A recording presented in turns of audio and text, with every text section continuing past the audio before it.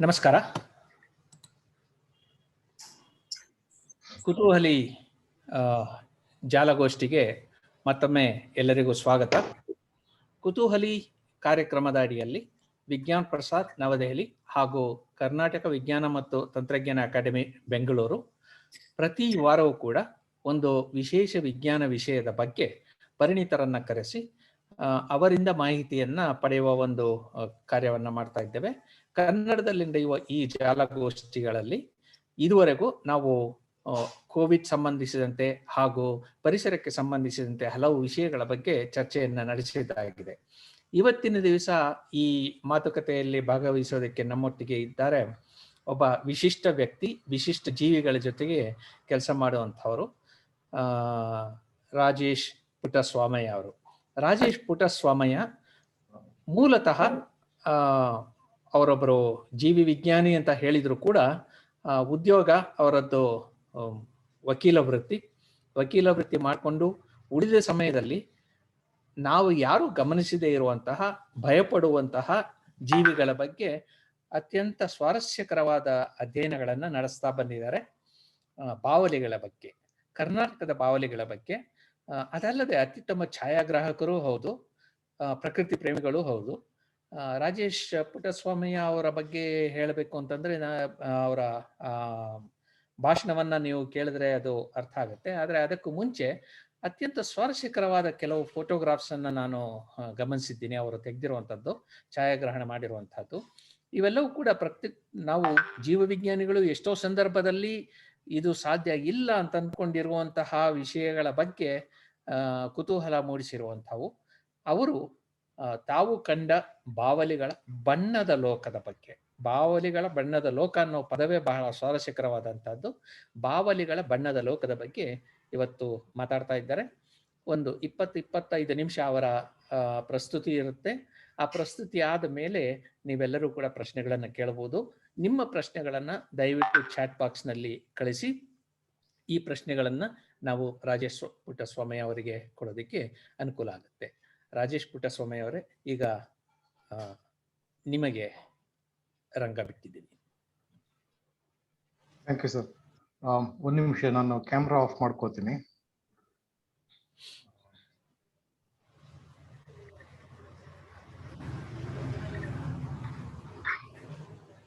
Sorry, I think. ಎಲ್ಲರಿಗೂ ನಮಸ್ಕಾರ. ಕೊಳ್ಳೇವಾಲ್ ಶರ್ಮಾ ಮತ್ತೆ ಪ್ರವೀಣ್ ಅವರಿಗೆ ನನ್ನ ಹೃತ್ಪೂರ್ವಕ ವಂದನೆಗಳು. ಈ ಒಂದು ಅವಕಾಶ ಕೊಟ್ಟಿದ್ದಕ್ಕೆ ನಿಮ್ಮೆಲ್ಲರಿಗೂ ಉದ್ದೇಶಿಸಿ ಬಾವಲಿಗಳ ಬಗ್ಗೆ ಮಾಹಿತಿ ತಿಳಿಸೋದಕ್ಕೆ ಒಂದು ಅವಕಾಶ ಮಾಡಿಕೊಡೋಕ್ಕೆ ಧನ್ಯವಾದಗಳು. ನಾನು ಆದಷ್ಟು ಕನ್ನಡದಲ್ಲಿ ಪ್ರಯತ್ನ ಮಾಡ್ತೀನಿ, ಬಟ್ ಕಾರ್ಪೊರೇಟ್ ವರ್ಲ್ಡ್ ಅಲ್ಲಿ ಕೆಲಸ ಮಾಡೋದ್ರಿಂದ ಸ್ವಲ್ಪ ಇಂಗ್ಲಿಷ್ ಪದ ಬಳಕೆ ಜಾಸ್ತಿ ಆಗಿರುತ್ತೆ, ದಯವಿಟ್ಟು ಕ್ಷಮಿಸ್ಬೇಕು. ಮತ್ತೆ ನನ್ನ ಇವತ್ತಿನ ಏನು ಮಾಹಿತಿ ಕೊಡ್ತೀವಿ ಆದಷ್ಟು ಚಿತ್ರಗಳ ಮೂಲಕ ಬಿಂಬಿಸೋಕೆ ಪ್ರಯತ್ನ ಮಾಡುತ್ತೀನಿ. ಮತ್ತೆ ಏನಾದ್ರೂ ಬೇರೆ ಮಾಹಿತಿಗಳಿದ್ದಲ್ಲಿ ಅದನ್ನು ಕೂಡ ಮಧ್ಯದಲ್ಲಿ ತಿಳಿಸ್ತೇನೆ. ನಿಮ್ಗೆ ಏನೋ ಪ್ರಶ್ನೆ ಇದ್ರೆ ಖಂಡಿತ ನೀವು ಯಾವ ಬೇಕಾದ್ರೂ ಮಧ್ಯದಲ್ಲಿ ನಿಲ್ಲಿಸಿ ಕೇಳ್ಬೋದು, ಇಲ್ಲ ಕೊನೆಯಲ್ಲಿ ಎಲ್ಲ ಆದ್ಮೇಲೆ ಕೇಳ್ಬೋದು.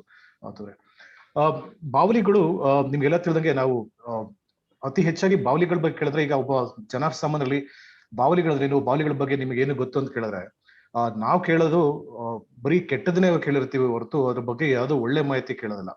ಈಗ ಮನೇಲಿ ವಯಸ್ಸಾದಿರ್ಬೋದು, ಬಾವಲಿ ಅಂದ ತಕ್ಷಣ ಅವ್ರ ತಲೆನಲ್ಲಿ ಬರೋದು, ಅದು ಕಣ್ಣು ಕುಕ್ಕುತ್ತೆ, ರಕ್ತ ಹೀರುತ್ತೆ, ಅಪಶಕುನ, ಅದು ಚೆನ್ನಾಗಿರಲ್ಲ, ಅಸಹ್ಯವಾಗಿರೋ ಪ್ರಾಣಿ, ಈ ತರ ಹಲವಾರು ನೆಗೆಟಿವ್ ಏನ್ ಮಿತ್ಸ್ ಅಂತ ಏನ್ ಕರಿತೀವಿ ಅದ್ರ ಕೂಡ ಹೊಂದಿದೆ ಹೊರತು ಯಾವುದನ್ನು ನಾವು ಅದ್ರ ಬಗ್ಗೆ ಪ್ರಯೋಜನಕಾರಿಯಾಗಿರೋಂಥದ್ದಾಗ್ಲಿ ಪಾಸಿಟಿವ್ ಮೆಸೇಜಿಂಗ್ ನಮ್ಗೆ ಎಲ್ಲೂ ಕೇಳಿಸಲ್ಲ. ತುಂಬಾ ಕಡಿಮೆ ಜನ. ನಾನು ನನ್ನ ಈ 20-25 ವರ್ಷದ ವೈಲ್ಡ್ ಲೈಫ್ ಎಕ್ಸ್ಪೀರಿಯನ್ಸ್ ಅಲ್ಲಿ ಹೇಳ್ಬೇಕು ಅಂತಂದ್ರೆ, ಎಲ್ಲೋ ಕೆಲವು ಹಳ್ಳಿಯ ಜನ, ಅದು ಏನು 40-50 ವಯಸ್ಸು ದಾಟಿರೋಂಥ ಜನಗಳು ಮಾತ್ರ ಅದರಿಂದ ನಮ್ಗೆ ಪ್ರಯೋಜನ ಇದೆ, ಆ ಪ್ರಯೋಜನ ಇದೆ, ಈ ಪ್ರಯೋಜನ ಇದೆ, ಹಾಗೆ ಬರುತ್ತೆ ಅಂತ ಕೆಲವರು ಹೇಳ್ತಾರೆ ಹೊರತು ಬಹಳಷ್ಟು ಜನ ಬರೀ ಕೆಟ್ಟ ಅಭಿಪ್ರಾಯನೇ ಬಾವಲಿಗಳ ಬಗ್ಗೆ ಕೊಡೋದು. ಇದು ಕಾರಣ ಏನಂತಂದ್ರೆ ಹಲವು ಕಾರಣಗಳಿದೆ. ಒಂದು, ಬಾವಲಿಗಳು ನಿಮಗೆ ತಿಳಿದಂತೆ ನಿಶಾಚಾರಿಗಳು. ಮತ್ತೆ ಅವು ಅವುಗಳ ಬಗ್ಗೆ ಅಧ್ಯಯನ ಅಷ್ಟು ನಡೆದಿಲ್ಲ, ಮತ್ತೆ ಅದ್ರ ಬಗ್ಗೆ ಯಾರು ಮಾಹಿತಿ ಗೊತ್ತಿಲ್ಲ. ಹಂಗಾಗಿ ಎಲ್ಲರೂ ಬರೀ ಕೆಟ್ಟದನ್ನೇ ಯೋಚನೆ ಮಾಡ್ತಾರೆ. ನಮ್ಗೆ ಈಗ ಬೇರೆ ಪ್ರಾಣಿ ಪಕ್ಷಿಗಳು ಲೆಕ್ಕ ಹಾಕೊಂಡ್ರೆ, ಈಗ ಫಾರ್ ಎಕ್ಸಾಂಪಲ್ ಕಾಗೆ ಇರ್ಬೋದು, ಇಲ್ಲ ಗೋಬುಗಳು ಇರ್ಬೋದು, ಈ ನಿಶಾಚಾರಿ ಪ್ರಾಣಿಗಳ ಬಗ್ಗೆ ಎಲ್ಲಾನು ಸ್ವಲ್ಪ ನಮ್ಗೆ ಅದ್ರ ಬಗ್ಗೆ ಕೆಟ್ಟ ಅಭಿಪ್ರಾಯ ಇರೋದು ಹೊರತು ಪಾಸಿಟಿವ್ ಅಭಿಪ್ರಾಯ ಇಲ್ಲ, ಒಳ್ಳೆ ಅಭಿಪ್ರಾಯ ಇಲ್ಲ. ಅದೇ ರೀತಿ ಬಾವಲಿಗಳು ಕೂಡ ಒಳ್ಳೆ ಹಾಗೇನೆ. ಸೊ ಅದು ಮೂಢನಂಬಿಕೆ ಹೋಗ್ಬೇಕು ಅಂತಂದ್ರೆ ನಮಗೆ ಜನರಲ್ಲಿ ಬಾವಲಿಗಳ ಬಗ್ಗೆ ಅದು ಪರಿಸರದಲ್ಲಿ ಏನು ಇದು ಮಾಡತ್ ಅಂದ್ರೆ ಪರಿಸರಕ್ಕೆ ಏನು ಪಾಸಿಟಿವ್ ಏನು ಹೆಲ್ಪ್ ಮಾಡುತ್ತೆ, ಇಲ್ಲ ಪರಿಸರದ ಸಮತೋಲನಕ್ಕಾಗ್ಲಿ, ಇಲ್ಲ ಪರಿಸರದಲ್ಲಿ ಅವುಗಳ ಕಾರ್ಯವೈಖರಿ ಏನು ಅನ್ನೋದು ತಿಳ್ಕೊಂಡ್ರೆ ಮಾತ್ರ ನಮ್ಗೆ ಅದ್ರ ಬಗ್ಗೆ ಒಳ್ಳೆ ಅಭಿಪ್ರಾಯ ಬರಕ್ ಚಾನ್ಸ್ ಇದೆ. ನಮ್ಮ ದೇಶದಲ್ಲಿ ಈಗ ಎಷ್ಟು ವಿಧ ವಿಧ ಬಾವಲಿಗಳಿದಾವೆ, ಮತ್ತೆ ಅದರಿಂದ ಪ್ರಯೋಜನ ಏನು ಅನ್ನೋದು ಸ್ವಲ್ಪ ತಿಳಿಸ್ಕೊಡ್ತೀನಿ.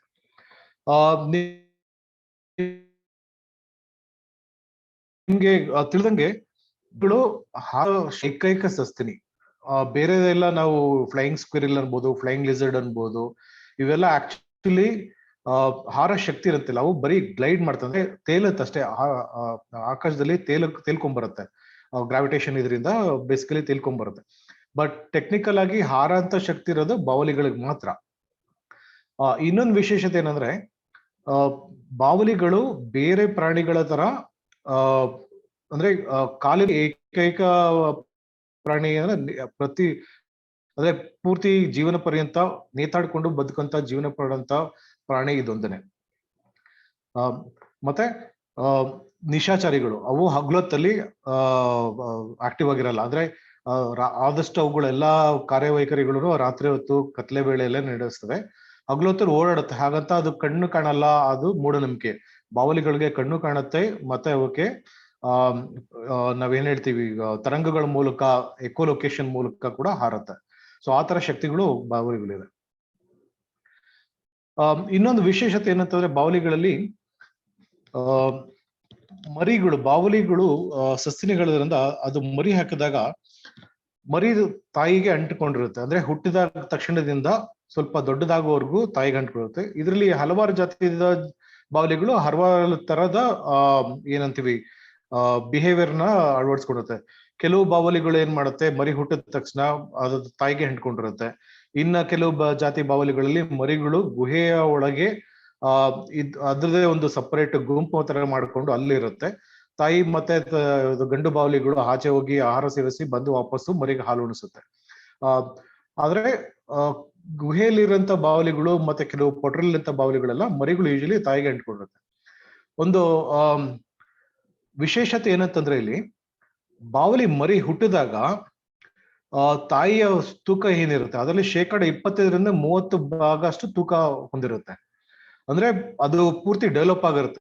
ನಾವು ಇಮ್ಯಾಜಿನ್ ಮಾಡ್ಕೋಬಹುದು, ಒಂದು 10 ಗ್ರಾಮ್ ಅಥವಾ 20 ಗ್ರಾಮ್ ತೂಕ ಬಾವಲಿ ಇದ್ರೆ ಅದ್ರ ಮರಿ ಹುಟ್ಟಿದಾಗ್ಲೇ ಆಲ್ಮೋಸ್ಟ್ ನಮ್ಗೆ ಅದ್ರ 30% ಅಂದ್ರೆ 20 ಗ್ರಾಮ್ ಅಂದ್ರೆ ಅಲ್ಲೇ 60 ಗ್ರಾಮ್ ತೂಕದ್ದು.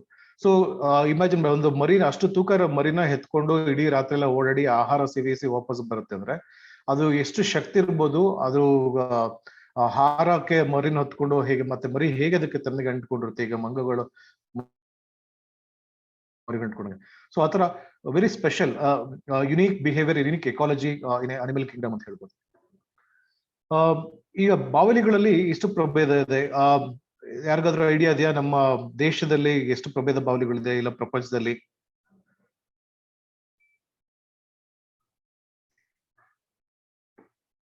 ಓಕೆ, ಸೊ ಪ್ರಪಂಚದಲ್ಲಿ ಸುಮಾರು 1400 ಪ್ರಭೇದದ ಬಾವಲಿಗಳಿದೆ. ನಮ್ಮ ದೇಶದಲ್ಲಿ ಭಾರತದಲ್ಲಿ ಈಗ 131 ಪ್ರಭೇದದ ಬಾವಲಿಗಳಿದೆ ಅಂತ ರೀಸೆಂಟ್ ಏನು ರಿಪೋರ್ಟ್ಸ್ ಇದೆ ಅದು ಹೇಳುತ್ತೆ. ಕರ್ನಾಟಕದಲ್ಲಿ ಈಗ ಸದ್ಯಕ್ಕೆ ನಮಗೆ ಎಕ್ಸಾಕ್ಟ್ ಮಾಹಿತಿ ಇಲ್ಲ. ನಮ್ಮ ಅಂದಾಜಿನ ಪ್ರಕಾರ ಒಂದು 45ರಿಂದ 50 ಪ್ರಭೇದದ ಬಾವಲಿಗಳು ನಮ್ಮ ರಾಜ್ಯದಲ್ಲಿ ಇದಾವೆ ಅಂತ ಅಂದ್ಬಿಟ್ಟು ಇರೋ ಮಾಹಿತಿಗಳು, ರಿಸರ್ಚ್ ಏನಿದೆ ಹೇಳ್ತಿದೆ ಅದ್ರ ಬಗ್ಗೆ. ನಮ್ಮ ಸಂಸ್ಥೆಯಿಂದ ಇನ್ಫ್ಯಾಕ್ಟ್ ಲಾಸ್ಟ್ ಒಂದೂವರೆ ವರ್ಷದಿಂದ ಸರ್ವೆ ಮಾಡ್ಕೊಂಡ್ ಬರ್ತಾ ಇದೀವಿ. ಅದರಿಂದ ಹೊಸ ಹೊಸ ವಿಷಯಗಳು ಬರ್ತಾ ಇದೆ. ನಮ್ಮ ರಾಜ್ಯದಲ್ಲಿ ಹಿಂದೆ ಕಂಡಿಲ್ದಿರುವಂತ ಬಾವಲಿಗಳು ಈ ನಡುವೆ ಕಂಡು ಬರ್ತದೆ.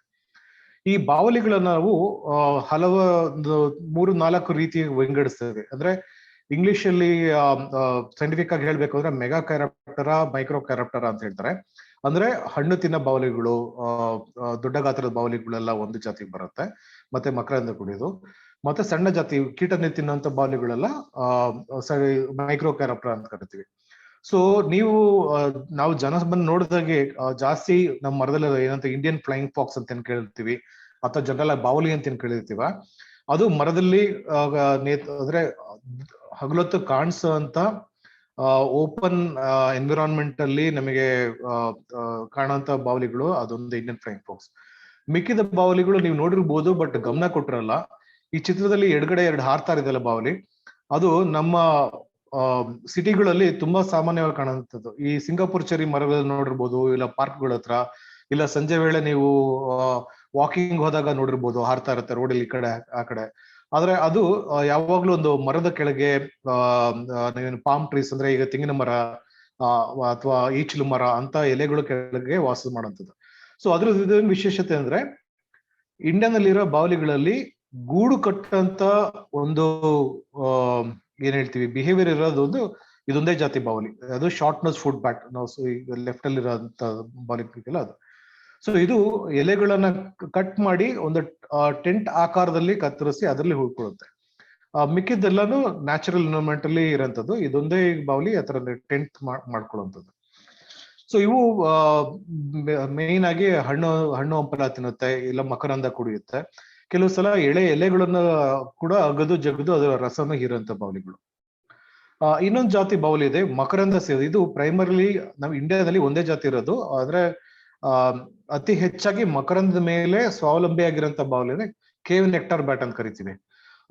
ಇದು ಈ ಬಾವಲಿ ನಮ್ಮ ದೇಶ ಭಾರತದಿಂದ ಹಿಡಿದು ಸೌತ್ ಈಸ್ಟ್ ಏಷ್ಯಾವರೆಗೂ ಹರಡಿದೆ. ಆದರೆ ನಮ್ಮ ರಾಜ್ಯದಲ್ಲಿ ಇದುವರೆಗೂ ಒಂದೇ ಜಾಗದಲ್ಲಿ ಅದು ಕಂಡು ಬಂದಿರೋದು. ಇಲ್ಲಿ ಅಂತಂದ್ರೆ ನಮ್ಮ ಕುಮಟಾ ತಾಲೂಕಿನಲ್ಲಿ, ಕುಮಟಾ ಊರ ಹತ್ರ ಒಂದು ಗುಹೆನಲ್ಲಿ. ಅದು ಬಿಟ್ರೆ ಹೊನ್ನಾವರ ಹತ್ರ ಇನ್ನೊಂದು ಜಾಗದಲ್ಲಿದೆ. ಅವೆರಡು ಜಾಗದಲ್ಲಿ ಮಾತ್ರ ಇದುವರೆಗೂ ಇದ್ರ ಬಗ್ಗೆ ಮಾಹಿತಿ ಸಿಕ್ ಬಂದಿರೋದು. ಇನ್ನೊಂದು ಕನ್ಸರ್ವೇಷನ್ ಪರ್ಸ್ಪೆಕ್ಟಿವ್ ಹೇಳ್ಬೇಕು ಅಂತಂದ್ರೆ, ನಮಗಿರೋ ಡೇಟಾ ಪ್ರಕಾರ 1975ರಲ್ಲಿ ಈ ಬಾವಲಿಗಳು ಆ ಗುಹೆಯಲ್ಲಿ ಸುಮಾರು 10,000 ಬಾವಲಿಗಳಿದ್ವು. ನಮ್ಮ ಸಂಸ್ಥೆಯಿಂದ 2016ರಿಂದ ಆ ಗುಹೆನ ಮಾನಿಟರ್ ಮಾಡ್ಕೊಂಡ್ ಬರ್ತಾ ಇದೀವಿ. 2016ರಿಂದ ಇಲ್ಲಿವರೆಗೂ ಬಾವಲಿಗಳ ಸಂಖ್ಯೆ ಕೇವಲ 100-50ಕ್ಕೆ ಇಳಿದಿದೆ. ಸೊ ಯೋಚನೆ ಮಾಡೋದು ಹೇಗೆ ಅದ್ರ ಸಂತತಿ ಕಡಿಮೆ ಆಗಿದೆ ಅಂತನ್ಬಿಟ್ಟು. ಇನ್ನೊಂದು ಜಾತಿ ಅಂದ್ರೆ ಕೀಟಹಾರಿಗಳ ಬಾವಲಿ, ಅಂದ್ರೆ ಈ ಸಣ್ಣ ಮೈಕ್ರೋ ಕ್ಯಾರಪ್ಟರ್ ಅಂತ ಹೇಳಿದ್ವಿ. ಇವು ಹೆಚ್ಚು ಪ್ರಭೇದ. ಅಂದ್ರೆ ನಮ್ಮ ದೇಶದಲ್ಲಿ 130 ಪ್ರಭೇದಗಳಲ್ಲಿ ಸುಮಾರು 14 ಪ್ರಭೇದಗಳು ಮಾತ್ರ ಹಣ್ಣು ತಿನ್ನಂತ ಬಾವಲಿಗಳು, ಮಿಕ್ಕಿದೆಲ್ಲವೂ ಕೀಟಹಾರಿ ಬಾವಲಿಗಳು. ಇವು ನಮಗೆ ಹಲವಾರು ಜಾಗದಲ್ಲಿ ಕಂಡು ಬರುತ್ತೆ. ಅದ್ರ ಬಗ್ಗೆ ಮುಂದಿನ ಸ್ಲೈಡ್ಗಳಲ್ಲಿ ಹೇಳ್ತೀನಿ. ಇನ್ನೊಂದು ಜಾತಿ ಅಂದ್ರೆ ಇವು ಕೀಟಹಾರಿಗಳೇ, ಅದ್ರ ಜೊತೆನಲ್ಲಿ ಸ್ವಲ್ಪ ಮಾಂಸಾಹಾರಿಗಳು ಕೂಡ. ಅಂದ್ರೆ ಫಾಲ್ಸ್ ವ್ಯಾಂಪೈರ್ ಬ್ಯಾಟ್ಸ್ ಅಂತ ಎರಡಿದೆ. ಒಂದು ಗ್ರೇಟರ್ ಫಾಲ್ಸ್ ವ್ಯಾಂಪೈರ್ ಬ್ಯಾಟ್ ಮತ್ತೆ ಇನ್ನೊಂದು ಲೆಸರ್ ಫಾಲ್ಸ್ ವ್ಯಾಂಪೈರ್ ಬ್ಯಾಟ್ ಅಂತ ಕರಿತೀವಿ. ಇವು ಕಪ್ಪೆ, ಸಣ್ಣ ಪುಣ್ಣ ಪಕ್ಷಿ, ಮತ್ತೆ ಇಲಿ, ಈ ತರ ಸಸ್ತನಿಗಳು ಇಲ್ಲ ಪಕ್ಷಿ, ಸಣ್ಣ ಪುಟ್ಟ ಪಕ್ಷಿಗಳು ಕೂಡ ಬೇಟೆಯಾಡುತ್ತೆ. ಸೊ ಅದ್ರ ಆಹಾರ ಸೇವನೆಯಲ್ಲಿ ಈ ಸಸ್ತನಿ, ಪಕ್ಷಿ ಮತ್ತೆ ಕಪ್ಪೆ ಇರ್ಬೋದು, ಮತ್ತೆ ನಾವೇನು ಕ್ರಿಕೆಟ್ಸ್ ಅಂತ ಕರಿತೀವಿ, ಇಲ್ಲ ಸಿಕಾಡ ಅಂತ ಕರಿತೀವಿ, ಮಾತ್ಸ್, ಈ ಕೀಟಗಳು ಕೂಡ ಸೇರುತ್ತೆ. ಸೊ ಹೇಳ್ಬೇಕಾದ್ರೆ 4 ತರ ವಿಂಗಡಿಸ್ತೀವಿ. ಒಂದು ಹಣ್ಣು ತಿನ್ನೋದು, ಮಕರಂದ ಕುಡಿಯುವಂಥದ್ದು, ಕೀಟನ ಸೇವನೆ ಮಾಡೋದು, ಇನ್ನೊಂದು ಸಸ್ತನಿಗಳು, ಮಾಂಸಾಹಾರಿ ಬಾವಲಿಗಳು.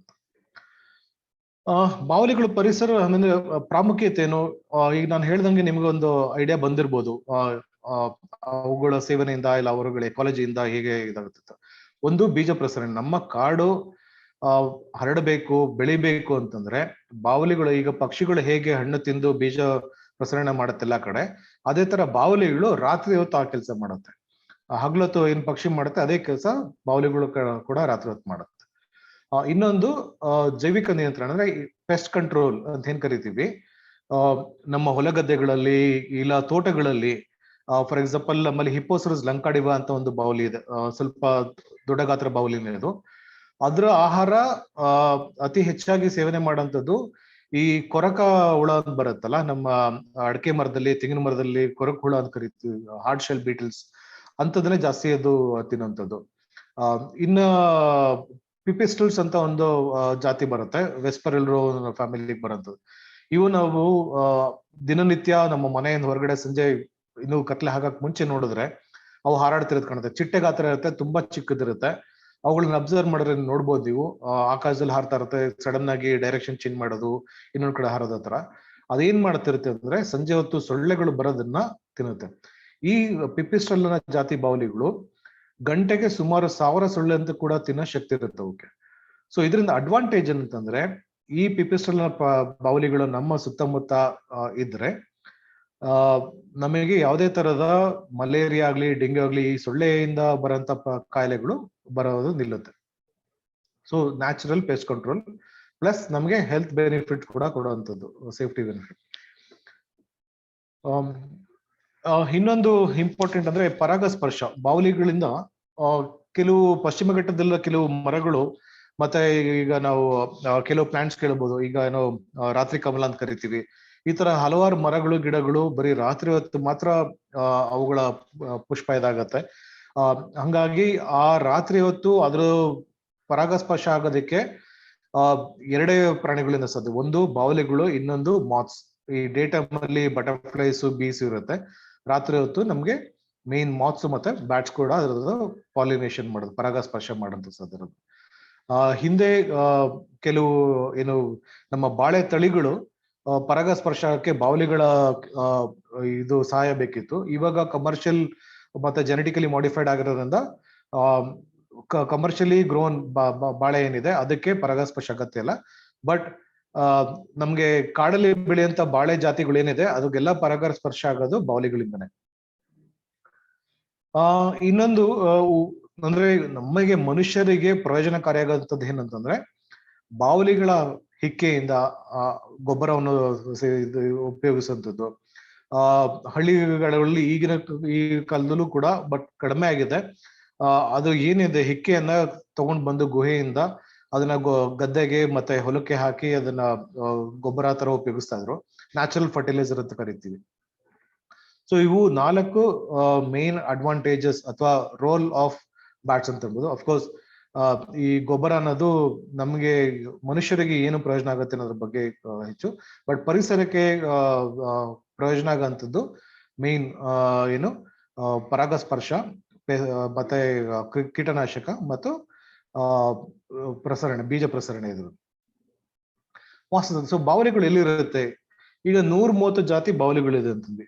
130 ಜಾತಿಗಳು ಮರದ ಮೇಲೆ ನೇತಾಡುತ್ತಾ, ಇಲ್ಲ ಬೇರೆ ಜಾಗದಲ್ಲಿ ವಾಸಿಸುತ್ತಾ, ಅಥವಾ ಒಂದೊಂದು ಜಾತಿಗೆ ಒಂದೊಂದು ರೀತಿಯ ಏನು ವಾಸಸ್ಥಾನ ಇದೆಯಾ ಅನ್ನೋದನ್ನ ನಾವೀಗ ನೋಡೋಣ. ಇದರಲ್ಲಿ ಏನಂತಂದ್ರೆ ಪ್ರತಿ ಬಾವಲಿಗಳು ಒಂದೊಂದು ಜಾತಿ. ನಾವು ನಾರ್ಮಲ್ ಆಗಿ ನೋಡೋದಂತಂದ್ರೆ ಮರಮೇಲದ ಇಂಡಿಯನ್ ಫ್ಲೈಯಿಂಗ್ ಫಾಕ್ಸ್ ಇದು ಮಾತ್ರ ನಮ್ಗೆ ಯೂಶಲಿ ಕಾಣುತ್ತೆ, ಮಿಕ್ಕಿದ್ದನ್ನ ನಮ್ಗೆ ಗಮನಕ್ಕೆ ಅಷ್ಟು ಬರೋದಿಲ್ಲ. ಇನ್ನೊಂದು ಮರದ ಪೊಟ್ರೆಗಳಲ್ಲಿ ಇರುತ್ತೆ, ಕೆಲವರು ನೋಡಿರ್ಬೋದು ನೀವು, ಮರದ ಪೊಟ್ರೆಗಳಲ್ಲಿ ಪಕ್ಷಿಗಳು ಇರುತ್ತಲ್ಲ ಅದೇ ತರ ಪೊಟ್ರೆಗಳಲ್ಲಿ ಕೆಲವು ಬಾವಲಿಗಳು ಇರುತ್ತೆ. ಇನ್ನ ಗುಹೆಗಳಲ್ಲಿ ಅತಿ ಹೆಚ್ಚು ಬಾವಲಿಗಳು ಗುಹೆಯಲ್ಲಿ ಮತ್ತೆ ಮರದ ಪೊಟ್ರೆನಲ್ಲಿ ಇರುವಂತ ಬಾವಲಿಗಳೇ ಜಾಸ್ತಿ ನಮ್ಮಲ್ಲಿ ಇರುವಂತದ್ದು. ಅದು ಬಿಟ್ಟರು ಸುರಂಗಗಳು, ಅಂದ್ರೆ ಮನುಷ್ಯ ಮಾಡಿ ಬಿಟ್ಟಿರೋಂತ ಜಾಗಗಳು. ಈ ಸುರಂಗ ಅಂದ್ರೆ ನಮ್ಮ ಪಶ್ಚಿಮ ಘಟ್ಟದಲ್ಲಿ ಈ ನೀರಿಗೋಸ್ಕರ ಸುರಂಗ ತೋಡ್ತಾರೆ, ಅಂದ್ರೆ ವಾಟರ್ ಹಾರ್ವೆಸ್ಟಿಂಗ್ ಟೆಕ್ನಿಕ್. ಇದು ಒಂಥರ ಹಳೆ ಕಾಲದ ಟೆಕ್ನಿಕ್. ಅಂದ್ರೆ ಬಾವಿ ತೊಳೆದ್ರ ಬದಲು ಬೆಟ್ಟದಲ್ಲಿ ಹಾರಿಜಾಂಟಲ್ ಆಗಿ ರಂಧ್ರ ತೋಡ್ಕೊಂಡು ಅದರಿಂದ ಜಲಚರ ಏನಿರುತ್ತೆ ಅದನ್ನ ಜರೀನ ಕಂಟ್ರೋಲ್ ಮಾಡೋದಕ್ಕೋಸ್ಕರ ಒಂದು ಡೈವರ್ಟ್ ಮಾಡ್ಕೊಂಡು ಸುರಂಗ ತೋಡ್ತಾರೆ. ಅಂತ ಜಾಗದಲ್ಲಿ ಕೂಡ ಬಾವಲಿಗಳು ಅಡಾಪ್ಟ್ ಮಾಡ್ಕೊಂಡಿದೆ. ಸೊ ಬಾವಲಿಗಳು one of the most adaptable ಸಸ್ತಿನಿ ಅಂತ ಅನ್ಬೋದು. ಅಂದ್ರೆ ನಮ್ಮ ಮನುಷ್ಯರು ಇರೋ ವಾಸಸ್ಥಾನಗಳು ಕೂಡ ಅವುಗಳ ಚಲನವಲನ ಅಡ್ಜಸ್ಟ್ ಮಾಡ್ಕೊಂಡು ಜೀವನ ಮಾಡೋಂಥದ್ದು. ಮತ್ತೆ ಹಳೆ ಕಟ್ಟಡಗಳು, ಪಾಳ್ಬಿದ್ರ ಬಂಗಲೆಗಳು ಇರ್ಬೋದು, ಮನೆಗಳು ಇರ್ಬೋದು, ಇಲ್ಲ ಈಗಲೂ ವಾಸ ಮಾಡೋಂಥದ್ದು ಎಷ್ಟೊಂದು ನಮ್ಮ ಹಳೆ ಕಾಲದ ಮನೆಗಳಲ್ಲಿ ಅಟ್ಟದ ಮೇಲೆ ಈ ಬಾವಲಿಗಳು ಕಂಡು ಬರುತ್ತೆ. ಮತ್ತೆ ದೇವಾಲಯಗಳು, ಈಗ ನಮ್ಮಲ್ಲಿ ಸೌತ್ ಇಂಡಿಯಲ್ಲಿ ನೀವು ಯಾವುದೇ ದೇವಸ್ಥಾನಕ್ಕೆ ಹೋದ್ರೂ ಇಲ್ಲಿ ಬೆಂಗಳೂರು ಸುತ್ತಮುತ್ತ ಲೇಪಾಕ್ಷಿ ಇರ್ಬೋದು, ಇಲ್ಲ ಮಧುರೈ ಇರ್ಬೋದು, ಇಲ್ಲ ನಮ್ಮ ಹಂಪಿ ದೇವಸ್ಥಾನಕ್ಕೆ ಹೋದ್ರೆ ನೀವು ಬಾವಲಿಗಳು ನೋಡ್ತೀರಾ. ಸೊ ಹಳೆ ದೇವಸ್ಥಾನಗಳಲ್ಲೂ ಕೂಡ ಬಾವಲಿಗಳು ಇರುತ್ತೆ. ಈಗಲೂ ಕೂಡ ಅಲ್ಲಿ ಪೂಜೆ ನಡೆಯುವಂತ ಬಾವಲಿಗಳು ಅಂದ್ರೆ ಮಧುರೈನಲ್ಲೆಲ್ಲ ಎಷ್ಟೋ ಪ್ರತಿಯೊಂದು ದೇವಸ್ಥಾನಗಳಲ್ಲೂ ಕೂಡ ಬಾವಲಿಗಳು ಇದೆ, ಈಗಲೂ ಇದೆ. ಇಲ್ಲಿ ಬಲ್ಗಡೆ ನೋಡ್ತಾರ ಚಿತ್ರ ಬಂದು ನಮ್ಮ ಕಮಲಶಿಲೆ ಅಂತ ದುರ್ಗಾ ಪರಮೇಶ್ವರಿ ಟೆಂಪಲ್ ಹತ್ರ ಒಂದು ಗುಹೆ ಇದೆ, ಅಲ್ಲಿ 2 ಜಾತಿ ಬಾವಲಿಗಳು ಕಂಡು ಬರುತ್ತೆ. ಸೊ ಹೀಗೆ ಗುಹೆಗಳಲ್ಲಿ ಮತ್ತೆ ಹಳೆ ಪುರಾತನ ದೇವಾಲಯಗಳು ಕೂಡ ಬಾವಲಿಗಳು ಇರುತ್ತೆ. ಮತ್ತೆ ಫೋರ್ಟ್ಸ್, ಹಳೆ ಸ್ಮಾರಕಗಳು, ರೂಯಿನ್ಸ್ ಅಂತ ಏನ್ ಕರಿತೀವಿ, ಫೋರ್ಟ್ಸ್ ಅಂತ ಕರಿತೀವಿ. ಈ ಚಿತ್ರ 2 ಬಂದು ಗೋಲ್ಕೊಂಡ ಫೋರ್ಟ್, ಹೈದರಾಬಾದ್ ಅಲ್ಲ ಗೋಲ್ಕೊಂಡ ಫೋರ್ಟ್. ಅಲ್ಲಿ ಆತರ ಹಳೆ ಪುರಾತನ ಇದ್ರಲ್ಲಿ ಕೂಡ ಬಾವಲಿಗಳು ಸೇರ್ಕೊಂಡಿರುತ್ತೆ, ವಾಸಸ್ಥಾನ ಮಾಡುತ್ತೆ. ಬಾವಲಿಗಳಿಗೆ ಏನು ತೊಂದರೆ ಅಂದ್ರೆ ಥ್ರೆಟ್ಸ್, ಬಾವಲಿಗಳಿಗೆ ಪರಿಸರದಲ್ಲಿ ಯಾವ ತರ ತೊಂದರೆಗಳಿದೆ ಅಂತಂದ್ರೆ ಅದರಲ್ಲಿ ಒಂದು ಮುಖ್ಯವಾಗಿ ಹ್ಯಾಬಿಟಾಟ್ ಡಿಸ್ಟ್ರಕ್ಷನ್ ಅಂದ್ರೆ ಪರಿಸರ ಹಾನಿಯಾಗಂಥದ್ದು. ಇನ್ನೊಂದು ಬೇಟೆ. ಬೇಟೆನಲ್ಲೂ 2 ರೀತಿ ಇದೆ, ಅಂದ್ರೆ 2 ಕಾರಣಕ್ಕಾಗಿ ಬೇಟೆಗಳು ಮಾಡ್ತಾರೆ. ಒಂದು ಆಹಾರಕ್ಕೆ, ಅದು ಏನು ನಮ್ಗೆ ಹಣ್ಣು ತಿನ್ನಂತ ಬಾವಲಿಗಳನ್ನ, ದೊಡ್ಡ ಗಾತ್ರ ಬಾವಲಿಗಳಿದೆಲ್ಲ ಅವನ್ನ ಹೆಚ್ಚಾಗಿ ಆಹಾರಕ್ಕೋಸ್ಕರ, ಮಾಂಸಕ್ಕೋಸ್ಕರ ಬೇಟೆಯಾಡ್ತಾರೆ. ಇದು ನಮ್ಗೆ ಹೆಚ್ಚಿನ ಏನು ಸಂಖ್ಯೆಯಲ್ಲಿ ಆಗೋದಿಲ್ಲ. ಕೆಲವು ಜಾತಿಯ ಜನಗಳು ಇವನ್ನ ಬಲೆ ಹಾಕಿ ಹಿಡಿದು ಮಾಡ್ತಾರೆ. ಆದ್ರೆ ಇಂಡಿಯಾನಲ್ಲಿ 2 ಜಾಗ ಅಂದ್ರೆ ಒಂದು ನಾಗಾಲ್ಯಾಂಡ್ ಮತ್ತೆ ಅರುಣಾಚಲ್ ಪ್ರದೇಶ್, ನಾರ್ತ್ ಈಸ್ಟ್ ಇಂಡಿಯಾನಲ್ಲಿ ಕೆಲವು ಜಾತಿಯ ಏನಿದ್ರೆ ಹಳ್ಳಿಗಾಡು ಜನ ಅವರು, ಮತ್ತೆ ಕೇರಳನಲ್ಲಿ ಒಂದು ಟ್ರೈಬ್, ಇವರು ಪ್ರತಿ ವರ್ಷ ಈ ಬಾವಲಿಗಳನ್ನ ಆ ಗುಹೆಗೆ ಹೋಗಿ ಬೆಂಕಿ ಇಟ್ಟು ಅಥವಾ ಬಲೆಗಳು ಹಾಕಿ ಹಿಡಿದು ಅದನ್ನ ಸೇವನೆ ಮಾಡ್ತಾರೆ. ಅದು ಅವ್ರಿಗೊಂಥರ ಪ್ರತಿ ವರ್ಷ ಏನ್ ಹೇಳ್ತಾರೆ ಹಬ್ಬದ ತರ. ಅದು ಬಿಟ್ರೆ ಹ್ಯಾಬಿಟಾಟ್ ಡಿಸ್ಟ್ರಕ್ಷನ್, ಏನು ಪರಿಸರ ನಾಶ, ಎಸ್ಪೆಷಲಿ ಸೌತ್ ಇಂಡಿಯಾದ ಮೇನ್ ಡೆಕ್ಕನ್ ಪ್ಲಾಟೋ ಅಂತ ಏನ್ ಕರಿತೀವಿ, ಇಲ್ಲಿ ನಮಗೆ ಅತಿ ಹೆಚ್ಚು ತೊಂದರೆ ಆಗೋದು ಗ್ರಾನೈಟ್ ಕ್ವಾರಿಯಿಂದ ಮತ್ತೆ ಬೆಟ್ಟಗಳ ನಾಶದಿಂದ. ನಮ್ಮ ರಾಕಿ ಔಟ್ ಕ್ರಾಪ್ ಅಂತ ಏನ್ ಕರಿತೀವಿ, ಬೆಟ್ಟಗಳು ನಮ್ಮ ಬೆಂಗಳೂರು ಸುತ್ತಮುತ್ತ ಏನ್ ಬಂಡೆ ಇರೋ ಬೆಟ್ಟಗಳಿದೆ, ಈ ಕ್ವಾರಿಂಗ್ ಇಂದ ನಮ್ಗೆ ಬೆಟ್ಟಗಳು ನಾಶುತ್ತೆ. ಫಾರ್ ಎಕ್ಸಾಂಪಲ್ ಈ ಚಿತ್ರದಲ್ಲಿ ನಿಮ್ಗೆ ಕಾಣುವಂಥದ್ದು ಮೇಲ್ಗಡೆ ಬಂಡೆ ಇದೆಯಲ್ಲ, ಅಲ್ಲಿ 2 ಗುಹೆಗಳಿತ್ತು, 4 ಜಾತಿಯ ಬಾವಲಿಗಳಿದ್ವು ಯಾವಾಗ ಸುಮಾರು 2015-16ರಲ್ಲಿ. ಈಗ ಈ ಬೆಟ್ಟ ಅರ್ಧಕ್ಕರ್ಧ ನಾಶ ಆಗಿದೆ ಕ್ವಾರಿಂಗ್ ಇಂದ. ಹಂಗಾಗಿ ಆ 4 ಜಾತಿಯ ಬಾವಲಿಗಳು ಏನಿದ್ವು ಈ ಬೆಟ್ಟದಲ್ಲಿ, ಈಗ ಆಸ್ ಆನ್ 2020 ಕೂಡ ಆ ಬಾವಲಿಗಳು ಅಲ್ಲಿಂದ ಎಕ್ಸ್ಟಿಂಕ್ಟ್ ಆಗಿದೆ, ಅಂದ್ರೆ ಲೋಕಲಿ ಎಕ್ಸ್ಟಿಂಕ್ಟ್. ಸೊ ಬಾವಲಿಗಳು ಹೇಗೆ ಎಕ್ಸ್ಟಿಂಕ್ಟ್ ಆಗ್ತವೆ ಅಂದ್ರೆ ಇದು ಒನ್ ಆಫ್ ದ ರೀಸನ್ಸ್. ಅಂದ್ರೆ ಒಂದು ಜಾಗದಿಂದ ಅವು ಮಾಯ ಆಗ್ತಾ ಹೋಗ್ತಾ ಹಂಗೆ ಜಾಗ ದೊಡ್ಡದಾಗ್ತಾ ಹೋಗುತ್ತೆ, ಕೊನೆಗೆ ನಾವು ಲೂಸ್ ಅ ಸ್ಪೀಶೀಸ್, ಅಂದ್ರೆ ಆ ಜಾಗದಿಂದ ಒಂದು ಸ್ಪೀಶೀಸ್ ಕಳ್ಕೊಳ್ಳೋ ಚಾನ್ಸ್ ಇರುತ್ತೆ. ಮತ್ತೆ ಕೀಟನಾಶಕಗಳಿಂದ ಮತ್ತೆ ಕಳೆನಾಶಕ ಹೇಗೆ ಇದೆ ಅಂದ್ರೆ ಡೈರೆಕ್ಟ್ ಆಗಿ ಬಾವಲಿಗಳಿಗೆ ತೊಂದರೆ ಆಗದೆ ಇದ್ರು ಅವು ಸೇವನೆ ಮಾಡೋಂಥ ಕೀಟಗಳು ಇರ್ಬೋದು, ಅದು ಕಡಿಮೆ ಆದಾಗ ಆಹಾರ ಸಿಗ್ಲಿಲ್ಲ ಅಂತಂದ್ರೆ ಅದು ಬ್ರೀಡಿಂಗ್ ಕಡಿಮೆ ಆಗುತ್ತೆ, ಬಾವಲಿಗಳು ಬ್ರೀಡಿಂಗ್ ಕಡಿಮೆ ಆಗುತ್ತೆ, ಆಟೋಮೆಟಿಕ್ ಸ್ಲೋ ಆಗಿ ಪಾಪ್ಯುಲೇಷನ್ ಕಡಿಮೆ ಆಗುತ್ತೆ. ಇಲ್ಲ ಇನ್ನೊಂದು ಇಂಡೈರೆಕ್ಟ್ ತೊಂದರೆ ಏನಂತಂದ್ರೆ ಈ ಕೀಟಗಳು ಕೆಲವು ಸಲ ಈ ಕೀಟನಾಶಕಕ್ಕೆ ಅಡಾಪ್ಟ್ ಆದಾಗ ಅದ್ರ ಮೈಯಲ್ಲಿ ಕೆಮಿಕಲ್ಸ್ ಸೇರ್ಕೊಂಡು ಆ ಕೆಮಿಕಲ್ಸ್ ಸ್ಲೋ ಆಗಿ ಈ ಬಾವಲಿಗಳ ಸಂತತಿನ ಮತ್ತೆ ಅದ್ರ ಹೆಲ್ತ್ ಇಂಪ್ಯಾಕ್ಟ್ ಮಾಡಿ ಆ ತರನು ಅದು ಸ್ಲೋ ಆಗಿ ಪಾಪ್ಯುಲೇಷನ್ ಡಿಕ್ಲೈನ್ ಆಗೋ ಚಾನ್ಸಸ್ ಇರುತ್ತೆ. ಅದ್ಬಿಟ್ಟು ಹವಾಮಾನ ಬದಲಾವಣೆ, ಇದು ಆಕ್ಚುಲಿ ನಮ್ಮಲ್ಲಿ ಇದ್ರ ಬಗ್ಗೆ ಬಾವಲಿಗಳಿಗೆ ಹೇಗೆ ಡೈರೆಕ್ಟ್ ಆಗಿ ಇಂಪ್ಯಾಕ್ಟ್ ಆಗುತ್ತೆ ಅನ್ನೋ ಅಧ್ಯಯನ ತುಂಬಾ ಕಡಿಮೆ ಆಗಿರೋದು. ನಾವೆಲ್ಲ ಕ್ಲೈಮೇಟ್ ಚೇಂಜ್ ಅದೇನು ಕೇಳ್ಕೊಂಡ್ ಬರ್ತಿದೀವಿ ಈಗ. ಕ್ಲೈಮೇಟ್ ಚೇಂಜ್ ಬಾವಲಿಗೆ ಹೇಗೆ ಇಂಪ್ಯಾಕ್ಟ್ ಆಗುತ್ತೆ ಅನ್ನೋದು ತುಂಬಾ ಇನ್ನೂ ಅಧ್ಯಯನ ಮಾಡೋದಿದೆ. ಒಂದು ಸಿಂಪಲ್ ಉದಾಹರಣೆ ಹೇಳ್ಬೇಕು ಅಂತಂದ್ರೆ, ನಾವು ಕ್ಲೈಮೇಟ್ ಚೇಂಜ್ 1 ಡಿಗ್ರಿ ಅಥವಾ 2 ಡಿಗ್ರಿ ಹವಾಮಾನ ವ್ಯತ್ಯಾಸ ಆದ್ರೆ ಆಚೆ ಹೇಗೇನು ಆಗತ್ತೆ ಅಂತ ಒಂದು ಯೋಚನೆ ಮಾಡ್ತೀವಿ. ಹೊರಗಡೆ ಪರಿಸರದಲ್ಲಿ 2 ಡಿಗ್ರಿ ಹವಾಮಾನ ಹೆಚ್ಚು ಕಮ್ಮಿ ಆದ್ರೆ ಗುಹೆ ಒಳಗಿರೋ ಹವಾಮಾನನು ಬದಲಾವಣೆ ಆಗೋ ಚಾನ್ಸಸ್ ಇರುತ್ತೆ. ಸೊ ಈ ಬಾವಲಿ ಗುಹೆಗಳನ್ನ ಏನಕ್ಕೆ ವಾಸಸ್ಥಾನ ಇಟ್ಕೊಂಡಿರುತ್ತೆ ಅಂದ್ರೆ ಅವಕ್ಕೆ ಅಲ್ಲಿನ ಹ್ಯುಮಿಡಿಟಿ ಮತ್ತೆ ಟೆಂಪರೇಚರ್ ಏನಿದೆ ಅದು ಒಂಥರ ಸೂಟಬಲ್ ಕಂಡ್ಯೂಸಿವ್ ಆಗಿರುತ್ತೆ ವಾಸ ಮಾಡೋದಿಕ್ಕೆ. ಹೊರಗಿನ ಹವಾಮಾನ ಬದಲಾವಣೆ ಆದಾಗ ಗುಹೆ ಒಳಗಿರೋ ಹವಾಮಾನ ಕೂಡ ಬದಲಾವಣೆ ಆಗುತ್ತೆ. ಅದರಿಂದ ಆ ಗುಹೆ ಒಳಗೆ ಬಾವಲಿಗಳು ವಾಸ ಮಾಡೋದಕ್ಕೂ ಕೂಡ ಕಷ್ಟ ಆಗುತ್ತೆ. ಸೊ ಈ ತರ ಹವಾಮಾನ ಬದಲಾದಾಗ it could be mass extension, ಅಂದ್ರೆ ಅತಿ ಹೆಚ್ಚು ಟೆಂಪರೇಚರ್ ಒಂದೇ ಸತಿಗೆ ಜಾಸ್ತಿ ಆದ್ರೆ ಗುಹೆಲಿರುವಂತ ಎಲ್ಲಾ ಬಾವಲಿಗಳು ಒಂದೇ ಸತಿಗೆ ಸಾಯಂತ ಸಂದರ್ಭಗಳು ಕೂಡ ಇರುತ್ತೆ. ಹಾಗೆ ರೋಗಗಳು, ಇಲ್ಲಿ ಎಡಗಡೆ ಇರೋ ಚಿತ್ರ ನೋಡಬಹುದು, ವೈಟ್ ನೋಸ್ ಸಿಂಡ್ರೋಮ್ ಅಂತ. ಇದು ಅಮೆರಿಕಾನಲ್ಲಿ ಪ್ರತಿ ವರ್ಷ ಈ ಬಾವಲಿಗಳು ಏನು ಹೈಬರ್ನೇಷನ್ ಅಂತ ಹೋಗುತ್ತಲ್ಲ, ಆ ಬಾವಲಿಗಳು ಇಂಪ್ಯಾಕ್ಟ್ ಆಗುತ್ತೆ. ಈ ಬಲಗಡೆ ಇರೋ ಚಿತ್ರ ಕಾಮನ್ ಆಗಿ ನಮ್ಮ ಇಂಡಿಯಾದಲ್ಲಿರೋ ಬಾವಲಿಗಳು ಆಗುತ್ತೆ. ಇದು ಯಾವುದೇ ತರ ಕಾಯಿಲೆ ಅಂದ್ರೆ ಒಂದು ಕ್ಯಾನ್ಸರಸ್, ಈ ಚಿತ್ರದಲ್ಲಿ ಒಂಥರ ಕ್ಯಾನ್ಸರಸ್ ಕಾಯಿಲೆ ಅದಕ್ಕೆ ಬಂದಿರೋದು. ಒಂದು ವಿಶೇಷತೆ ಏನಂತಂದ್ರೆ ಬಾವಲಿಗಳಲ್ಲಿ ಅವಕ್ಕೆ ಕಾಯಿಲೆ ಬಂದಿದೆ ಅಂತ ಗೊತ್ತಾದ ತಕ್ಷಣ ಅವು ಗುಂಪಲ್ಲಿರುವುದಿಲ್ಲ, ಗುಂಪು ಬಿಟ್ಟು ಬೇರೆ ಒಂದು ಅದೇ ಒಂದು ಪ್ರತ್ಯೇಕವಾಗಿ ಬೇರೆ ಜಾಗದಲ್ಲಿ ಹೋಗಿರುತ್ತೆ. ಏನಕ್ಕೆ ಅಂತಂದ್ರೆ ಅವಕ್ಕೆ ತಮಗೆ ಬಂದಿರೋ ಕಾಯಿಲೆ ಬೇರೆ ಬಾವಲಿಗಳಿಗೂ ಬರಬಾರ್ದು ಅನ್ನೋ ಉದ್ದೇಶದಿಂದ ಸ್ವೇಚ್ಛೆಯಿಂದ ದೂರ ಇರುತ್ತೆ.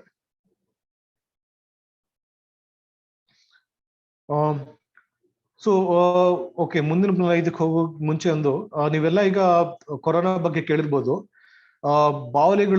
ಬಾವಲಿಯಿಂದ ಕೊರೋನಾ ಬಂತು ಅಂತ ಕೇಳಿರ್ತೀರಾ. ಬಟ್ ಈಗಿನ ವಿಷಯದ ಅಂದ್ರೆ ನೀವು ಲೇಟೆಸ್ಟ್ ನ್ಯೂಸ್ ನೋಡ್ತಾ ಇದ್ರೆ ನ್ಯಾಚುರಲ್ ಆಗಿ ಬಂತ, ಇಲ್ಲ ಮನುಷ್ಯರು ಅದನ್ನ ಮಾಡಿಫೈ ಮಾಡಿ ಬರ್ಸಿದ್ರ, ಅಥವಾ ಲ್ಯಾಬ್ ಇಂದ ಲೀಕ್ ಆಯ್ತಾ ಅಂತ ಕೇಳಿರ್ತೀರಾ.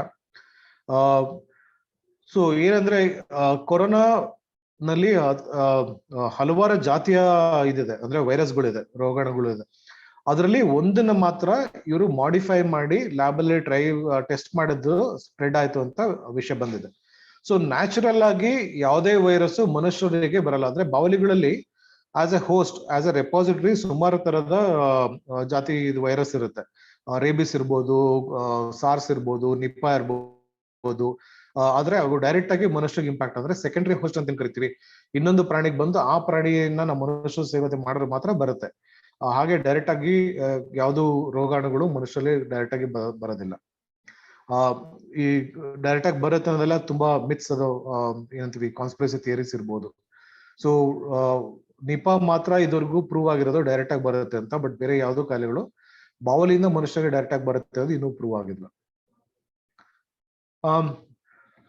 ಸೊ ಇಷ್ಟವರೆಗೂ ನಾವು ಜನರಲ್ ಆಗಿ ಬಾವಲಿಗಳ ಬಗ್ಗೆ ತಿಳ್ಕೊಂಡ್ವಿ. ಈಗ ನಮ್ಮ ಕರ್ನಾಟಕದಲ್ಲಿ ಕೆಲವು ಬಾವಲಿಗಳಿದೆ, ಅದು ಅವುಗಳ ವಿಶೇಷತೆ ಬಗ್ಗೆ ತಿಳ್ಕೊಡ್ತೀನಿ.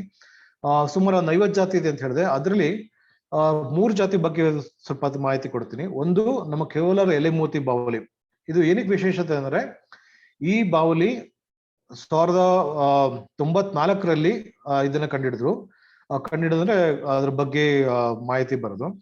94 ಆದ್ಮೇಲೆ 2002 ಮತ್ತೆ 2010ವರೆಗೂ ಇದ್ರ ಬಗ್ಗೆ ಏನು ಮಾಹಿತಿ ಇರಲಿಲ್ಲ. ಅಂದ್ರೆ ಇದು ಕೋಲಾರ ಜಿಲ್ಲೆಯ 2 ಜಾಗದಲ್ಲಿ ಮಾತ್ರ ಕಂಡು ಬಂದಿದ್ದು ಬಾವಲಿಗಳು. ಒಂದು ತೀರಳ್ಳಿ ಮತ್ತು ಇನ್ನೊಂದು ಹನುಮಳ್ಳಿನ 2 ಜಾಗದಿಂದ ಮಾತ್ರ. 2014ರಲ್ಲಿ ಓಸ್ಮನೇಸರಿಯಿಂದ ಕೆಲವು ಸೈಂಟಿಸ್ಟ್ಗಳು ಬಂದಿದ್ರ ಬಗ್ಗೆ ರಿಸರ್ಚ್ ಮಾಡಿದ್ರು. ಸುತ್ತಮುತ್ತ ಎಲ್ಲ ಹುಡುಕಿದ್ರು, ಕೋಲಾರ, ಬೆಂಗಳೂರು, ರಾಮನಗರ, ತುಮಕೂರು ಈ ತರ ಎಲ್ಲ. ಬಟ್ ಅವ್ರಿಗೂ ಎಲ್ಲೂ ಸಿಕ್ಕಿಲ್ಲ. ಒಂದು ಮಾಹಿತಿ ಏನಂತಂದ್ರೆ, 2 ಜಾಗದಲ್ಲಿ, ಒಂದು ತೀರಳಿನ ಜಾಗದಲ್ಲಿ ಈ ಬಾವಲಿಗಳು ತಿರುಗ ಕಂಡು ಬಂದಿಲ್ಲ, ಅಂದ್ರೆ ಅಲ್ಲಿ ಲೋಕಲ್ ಎಕ್ಸಿಡೆಂಟ್ ಆಗಿದೆ ಅಂತ. ಸೊ ಇವಾಗ ಹನುಮನಹಳ್ಳಿ ಅನ್ನೋ ಒಂದು ಬೆಟ್ಟದಲ್ಲಿ ಮಾತ್ರ ಈ ಜಾತಿ ಬಾವಲಿಗಳಿದೆ. ಇವುಗಳ ಸಂಖ್ಯೆ ಸುಮಾರು 150ರಿಂದ 200 ಮಾತ್ರ ಉಳ್ಕೊಂಡಿದೆ ಅಂತ ಒಂದು ಇದಿದೆ. ನಮ್ಮ ಸಂಸ್ಥೆಯಿಂದ ಇದರ ಬಗ್ಗೆ ಒಂದು ಅಧ್ಯಯನ ನಡೀತಾ ಇದೆ. ಅಂದ್ರೆ ಅರಣ್ಯ ಇಲಾಖೆಯವರು 2019ರಲ್ಲಿ ಆ ಬೆಟ್ಟವನ್ನ ಮತ್ತೆ ಸ್ವಲ್ಪ ಅಕ್ಕಪಕ್ಕದ ಕೆರೆ ಜಾಗಗಳನ್ನ ಕನ್ಸರ್ವೇಷನ್ ರಿಸರ್ವ್ ಅಂತ ಡಿಕ್ಲೇರ್ ಮಾಡಿದ್ದಾರೆ. ಎಲೆಮೋತಿ ಬಾವಲಿ ಕನ್ಸರ್ವೇಷನ್ ರಿಸರ್ವ್ ಅಂತಾನೆ ಡಿಕ್ಲೇರ್ ಮಾಡಿದ್ದಾರೆ. ಸೊ ಅದ್ ಬಿಟ್ರೆ ಇವು ಎಲ್ಲಿ ಹಾರಾಡುತ್ತೆ, ಎಷ್ಟು ದೂರ ಹೋಗುತ್ತೆ ಆಹಾರ ಹುಡುಕಿಕೊಂಡು, ಯಾವ ತರ ಹುಳ ಪಟೇನ ತಿನ್ನುತ್ತೆ, ಮತ್ತೆ ಬೇರೆ ಕಡೆಗೆ ವಲಸೆ ಹೋಗುತ್ತಾ ಅಥವಾ ಅದೇ ಜಾಗದಲ್ಲಿ ಇರುತ್ತಾ ಅನ್ನೋ ಬಗ್ಗೆ ಇನ್ನೂ ಮಾಹಿತಿ ಇಲ್ಲ. ಆ ಮಾಹಿತಿನ ನಾವು ಇನ್ನೂ ರಿಸರ್ಚ್ ಮಾಡ್ತಾ ಇದೀವಿ. ಮತ್ತೆ ಈ ಬೆಟ್ಟ ಆ ಬೆಟ್ಟ ಏನಿತ್ತು ಹನುಮನಹಳ್ಳಿ ಬೆಟ್ಟ, ಅದು ಕ್ವಾರಿಂಗ್ ಅಂದ್ರೆ ಗ್ರಾನೈಟ್, ನಾವು ಕಲ್ಚಪ್ಪಡಿ ಅಥವಾ ಜಲ್ಲಿಗೆ ಅಂತ ಹೊಡಿತಾ ಇದ್ರು, ಅದನ್ನ ನಿಲ್ಸಿದ್ದಾರೆ ಇವಾಗ. ಅಂದ್ರೂ ಬೆಟ್ಟದ ಪಕ್ಕದಲ್ಲಿ ಇನ್ನೂ ಇಲ್ಲೀಗಲ್ ಆಗಿ ತುಂಬಾ ಕ್ವಾರಿ ನಡೀತಾ ಇದೆ. ಮತ್ತೆ ಬೇಟೆ ಕೂಡ ಆಡ್ತಾರೆ ಆ ಗುಹೆಗೆ ಬಾವಲಿಗಳನ್ನ. ಅಂದ್ರೆ ನಮ್ಮಲ್ಲಿ ಒಂದು ಮೂಢನಂಬಿಕೆ ಇದೆ. ಅಂದ್ರೆ ಒಂದು ಹೇಳಿದ್ನಲ್ಲ ಅವಾಗ್ಲೇ, ಬೇಟೆ ಮಾಂಸಕ್ಕೋಸ್ಕರ ಬೇಟೆ ಆಡ್ತಾರೆ. ಇನ್ನೊಂದು ಮೆಡಿಸಿನ್ ಪ್ರಾಪರ್ಟೀಸ್ ಅಂತಂದ್ರೆ, ಈಗ ಲಕ್ವ ಹೊಡೆದಿದ್ರೆ ಮತ್ತೆ ಮಕ್ಕಳಲ್ಲಿ ತುಂಬಾ ಮೈ ಸಣ್ಣ ಆಗಿ ಒಂದು ಕಾಯಿಲೆ ಬರುತ್ತೆ, ಅದಕ್ಕೆ ಇದನ್ನ ಬೇಯಿಸಿ ಎಣ್ಣೆ ತಿಕ್ಕಿದ್ರೆ ವಾಸಿ ಆಗುತ್ತೆ ಅನ್ನೋ ಒಂದು ಮೂಢನಂಬಿಕೆ ಇದೆ. ಹಾಗಾಗಿ ಆ ಗುಹೆನಲ್ಲೂ ಕೂಡ ಈ ಬಾವಲಿಗಳನ್ನ ಇನ್ನೂ ಬೇಟೆಯಾಡ್ತಾ ಇದಾರೆ. ಸೊ ಅದನ್ನ ತಡೆಗಟ್ಟಕ್ಕೆ ಈಗ ಅರಣ್ಯ ಇಲಾಖೆಯವರು ಸ್ವಲ್ಪ ಕೆಲಸ ಮಾಡ್ತಾ ಇದ್ದಾರೆ. ಇದು ಬಿಟ್ರೆ ಇನ್ನೊಂದು ವಿಶೇಷತೆ ಅಂದ್ರೆ ಖಜೂರಿಯ ಎಲೆಮೋತಿ ಬಾವಲಿ ಅಂತ ಇನ್ನೊಂದಿದೆ. ಈ ಬಾವಲಿ ಮೊದಲು ಕಂಡುಹಿಡಿದಿದ್ದು ಜಬಲ್ಪುರ್ ಮಧ್ಯಪ್ರದೇಶದ ಜಬಲ್ಪುರ್ ಏರಿಯಾನಲ್ಲಿ ಮಾತ್ರ ಕಂಡಿತ್ತು. ಆ ಜಾಗದಲ್ಲಿ ಬಿಟ್ಟು ಬೇರೆ ಕಡೆ ಇರಲಿಲ್ಲ. 2014ರಲ್ಲಿ ಓಸ್ಮನ್ ಯೂನಿವರ್ಸಿಟಿ ಕೋಲಾರಲ್ಲಿ ರಿಸರ್ಚ್ ಮಾಡಿದಾಗ ಅದೇ ಜಾತಿ ಬಾವಲಿ ಈ ಗುಹೆನಲ್ಲಿ ಕೂಡ ಇದೆ ಅಂತ ಕಂಡು ಬಂದಿದೆ. ಸೊ ಇವೆರಡು ಅಪರೂಪದ ಜಾತಿಯ ಬಾವಲಿಗಳು ನಮ್ಮ ರಾಜ್ಯದಲ್ಲಿದೆ. ಅದರಲ್ಲೂ ಕೋಲಾರದಲ್ಲಿ ಮೋತಿ ಬಾವಲಿ ಬಂದು ಬೇರೆ ಯಾವ ಜಾಗದಲ್ಲೂ ಇಲ್ಲ, ನಮ್ಮ ಕರ್ನಾಟಕದಲ್ಲಿ ಮಾತ್ರ, ಅದು ಕೋಲಾರಲ್ಲಿ ಮಾತ್ರ ಕಂಡುಬಂದಿರೋದು.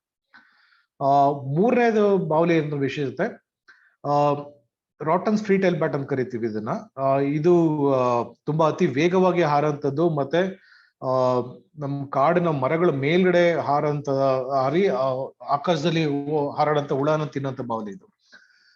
ಇದು ಪ್ರಪಂಚದಲ್ಲಿ 3 ಕಡೆ ಮಾತ್ರ ಕಂಡು ಬಂದಿದೆ. ಒಂದು ನಮ್ಮ ಬೆಳಗಾಮಲ್ಲಿ ಖಾನಾಪುರ ಡಿಸ್ಟ್ರಿಕ್ಟ್ ಅಲ್ಲಿ ಭೀಮ್ಗಢ್ ವೈಲ್ಡ್ ಲೈಫ್ ಸ್ಯಾಂಚುರಿ ಅಂತಿದೆ. ಇನ್ಫ್ಯಾಕ್ಟ್ ಆ ಸ್ಯಾಂಚುರಿ ಹುಟ್ಕೊಳ್ಳೋಕ್ ಕಾರಣನೇ ಈ ಬಾವಲಿ. ಈ ಬಾವಲಿಂದನೇ ಅದನ್ನ ಪ್ರೊಟೆಕ್ಷನ್ ವೈಲ್ಡ್ ಲೈಫ್ ಸ್ಯಾಂಚುರಿ ಅಂತ ಡಿಕ್ಲೇರ್ ಮಾಡಿದ್ರು. ಅದು ಬಿಟ್ರೆ ಮೇಘಾಲಯನಲ್ಲಿ ಒಂದು 2-3 ಗುಹೆಗಳು ಕಂಡು ಬಂದಿದೆ. ಅದು ಬಿಟ್ರೆ ಕ್ಯಾಂಬೋಡಿಯನ್ ದೇಶದಲ್ಲಿ ಬಂದಿದೆ. ಈ 3 ಜಾಗದಲ್ಲಿ ವಿಚಿತ್ರ ಏನಂತಂದ್ರೆ, ನಾವ್ ಈ 3 ಜಾಗನ ಮ್ಯಾಪ್ ಅಲ್ಲಿ ಹಾಕಿದ್ರೆ ಒಂಥರ ಟ್ರಯಾಂಗುಲರ್ ಬರುತ್ತೆ ಸ್ಪಾಟ್ಸ್. ಒಂದ್ ಜಾಗಕ್ಕೂ ಇನ್ನೊಂದ್ ಜಾಗಕ್ಕೂ ಸುಮಾರು 3000 ಕಿಲೋಮೀಟರ್ ವ್ಯತ್ಯಾಸ ಇದೆ. ಹೇಗೆ 3 ಜಾಗದಲ್ಲಿ ಮಾತ್ರ ಇದೆ ಬಾವಲಿಗಳು, ಮಧ್ಯದಲ್ಲಿ ಯಾರಲ್ಲೂ ಕಂಡು ಬಂದಿಲ್ಲ ಅನ್ನೋದೊಂದು ಪ್ರಶ್ನೆ. ಅಥವಾ ಯಾರು ಇನ್ನು ಕಂಡಿಡ್ದಿಲ್ವಾ, ಅಥವಾ ಈ 3 ಜಾಗದಲ್ಲಿ ಮಾತ್ರ ಇದೆಯಾ, ಅವು ಒಂದ್ ಜಾಗದಿಂದ ಇನ್ನೊಂದು ಜಾಗಕ್ಕೆ ವಲಸೆ ಹೋಗುತ್ತಾ ಅನ್ನೋದು ಒಂದು ಪ್ರಶ್ನೆ. ಹಾಗೆ ನಮ್ಮ ಕೋಲಾರ ಎಲೆಮೋತಿ ಬಾವಲಿ ಕೋಲಾರಲ್ಲಿ ಮಾತ್ರ ಯಾಕಿದೆ, ಬೇರೆ ಕಡೆ ಯಾಕಿಲ್ಲ, ಬೇರೆ ಅಕ್ಕಪಕ್ಕ ಗುಡ್ಡಗಳಲ್ಲಿ ಇರ್ಬೋದಾ, ಅದೇ ತರ ಬೆಟ್ಟ ಗುಡ್ಡಗಳು ಇದೆ, ಅದೇ ತರ ಗುಹೆಗಳು ಇದೆ ನಮ್ ಸುತ್ತಮುತ್ತ. ರಾಮನಗರ ಇರ್ಬೋದು, ತುಮಕೂರು ಇರ್ಬೋದು, ಈ ಕಡೆ ಮಧುರೈ ಸೇಲಂ ಕಡೆ ಇರ್ಬೋದು, ಇಲ್ಲ ನಮ್ ಬೆಂಗಳೂರು ಸುತ್ತಮುತ್ತ ಇರ್ಬೋದು. ಹೌದು. ಸೊ ಇದನ್ನ ಕಂಡುಹಿಡಿಬೇಕು ಅಂತಂದ್ರೆ ನಮ್ಮ ಇಂಡಿಯಾನಲ್ಲಿರೋ ಏನು 130 ಒಂದ್ ಸುಮಾರು 100-120 ಜನ ರಿಸರ್ಚರ್ಸ್ ಇರ್ಬೋದು ಬ್ಯಾಟ್ಸ್ ಮೇಲೆ ವರ್ಕ್ ಮಾಡಂತ. ಅದು ಇಷ್ಟು ಜನನು ಫುಲ್ ಟೈಮ್ ಬರೀ ಬ್ಯಾಟ್ಸ್ ಮೇಲೆ ವರ್ಕ್ ಮಾಡಲ್ಲ, ತುಂಬಾ ಕಡಿಮೆ ಇರೋದು. ಇದನ್ನ ಕಂಡುಹಿಡಬೇಕು ಅಂತಂದ್ರೆ ಜನಸಾಮಾನ್ಯರು ಇದ್ರ ಬಗ್ಗೆ ಕಂಡುಹಿಡಬೇಕು. ಅಂದ್ರೆ ಕಣ್ಣಿಟ್ಟಿರ್ಬೇಕು. ಎಲ್ಲಾದ್ರೂ ಬಾವಲಿಗಳು ಕಂಡ್ರೆ ಅದ್ರ ಮಾಹಿತಿ ತಿಳಿಸೋದಾಗ್ಲಿ, ಇನ್ನೊಬ್ರಿಗೆ ಕ್ವಶನ್ ಮಾಡೋದಾಗ್ಲಿ, ಇಲ್ಲ ಇನ್ಫಾರ್ಮೇಶನ್ ಕೊಡೋದಾಗ್ಲಿ. ಫಾರ್ ಎಕ್ಸಾಂಪಲ್ ನಮ್ಮ ಸಂಸ್ಥೆ ಇರ್ಬೋದು, ಇಲ್ಲ AIC ನಲ್ಲಿ ಕೆಲವು ರಿಸರ್ಚರ್ಸ್ ಇದ್ದಾರೆ, ಅವ್ರಿಗೆ ಅದ್ರ ಬಗ್ಗೆ ಮಾಹಿತಿ ಕೊಡೋದಂದ್ರೆ ಸಿವಿಲ್ ಸೈನ್ಸ್ ಅಪ್ರೋಚ್ ಅಂತ ಕರಿತೀವಿ. ಅದು ಇಟ್ಸ್ ವೆರಿ ಮಚ್ ರಿಕ್ವೈರ್ಡ್. ಎಲ್ಲಾರು ಕೈಗೂಡಿದ್ರೆ ನಾವು ಪ್ರಾಬ್ಲಿ ಬಾವಲಿಗಳ ಬಗ್ಗೆ ಇನ್ನೂ ಹೆಚ್ಚು ಮಾಹಿತಿ ಸಂಗ್ರಹಿಸಬಹುದು, ಮತ್ತೆ ಅವುಗಳನ್ನ ಉಳಿಸ್ಕೊಳ್ಳೋ ಚಾನ್ಸ್ ಇದೆ. ಇನ್ನೊಂದು ಥ್ರೆಟ್ ಏನ್ ಹೇಳ್ಬೇಕು ಅಂದ್ರೆ, ನಮ್ಮಲ್ಲಿ ಎಷ್ಟೊಂದು ಬಾವಲಿಗಳು, ಎಷ್ಟೊಂದು ಜಾತಿಯ ಬಾವಲಿಗಳು ಎಲ್ಲಿದೆ, ಯಾವ ಜಾಗದಲ್ಲಿ ಇದೆ ಅನ್ನೋದು ಇನ್ನೂ ನಮ್ಗೆ ಎಷ್ಟೊಂದು ತಿಳಿದಿಲ್ಲ.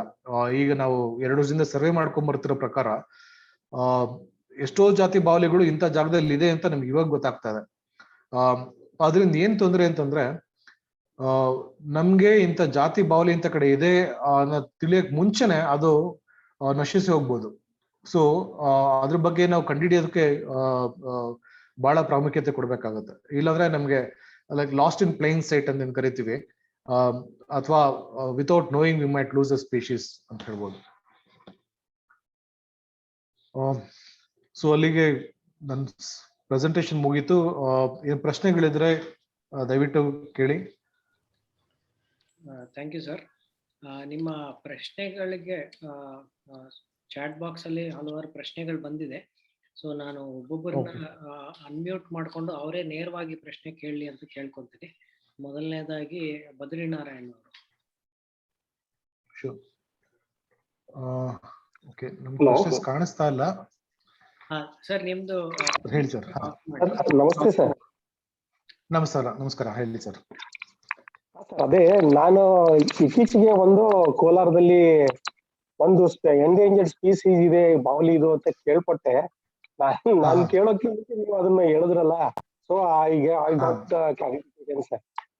No more questions. Okay thank you sir. Next ಪ್ರಶ್ನೆ HL ಸತೀಶ್ ಅವರು. ಸತೀಶ್ ಅವರು ಹೇಳಿ.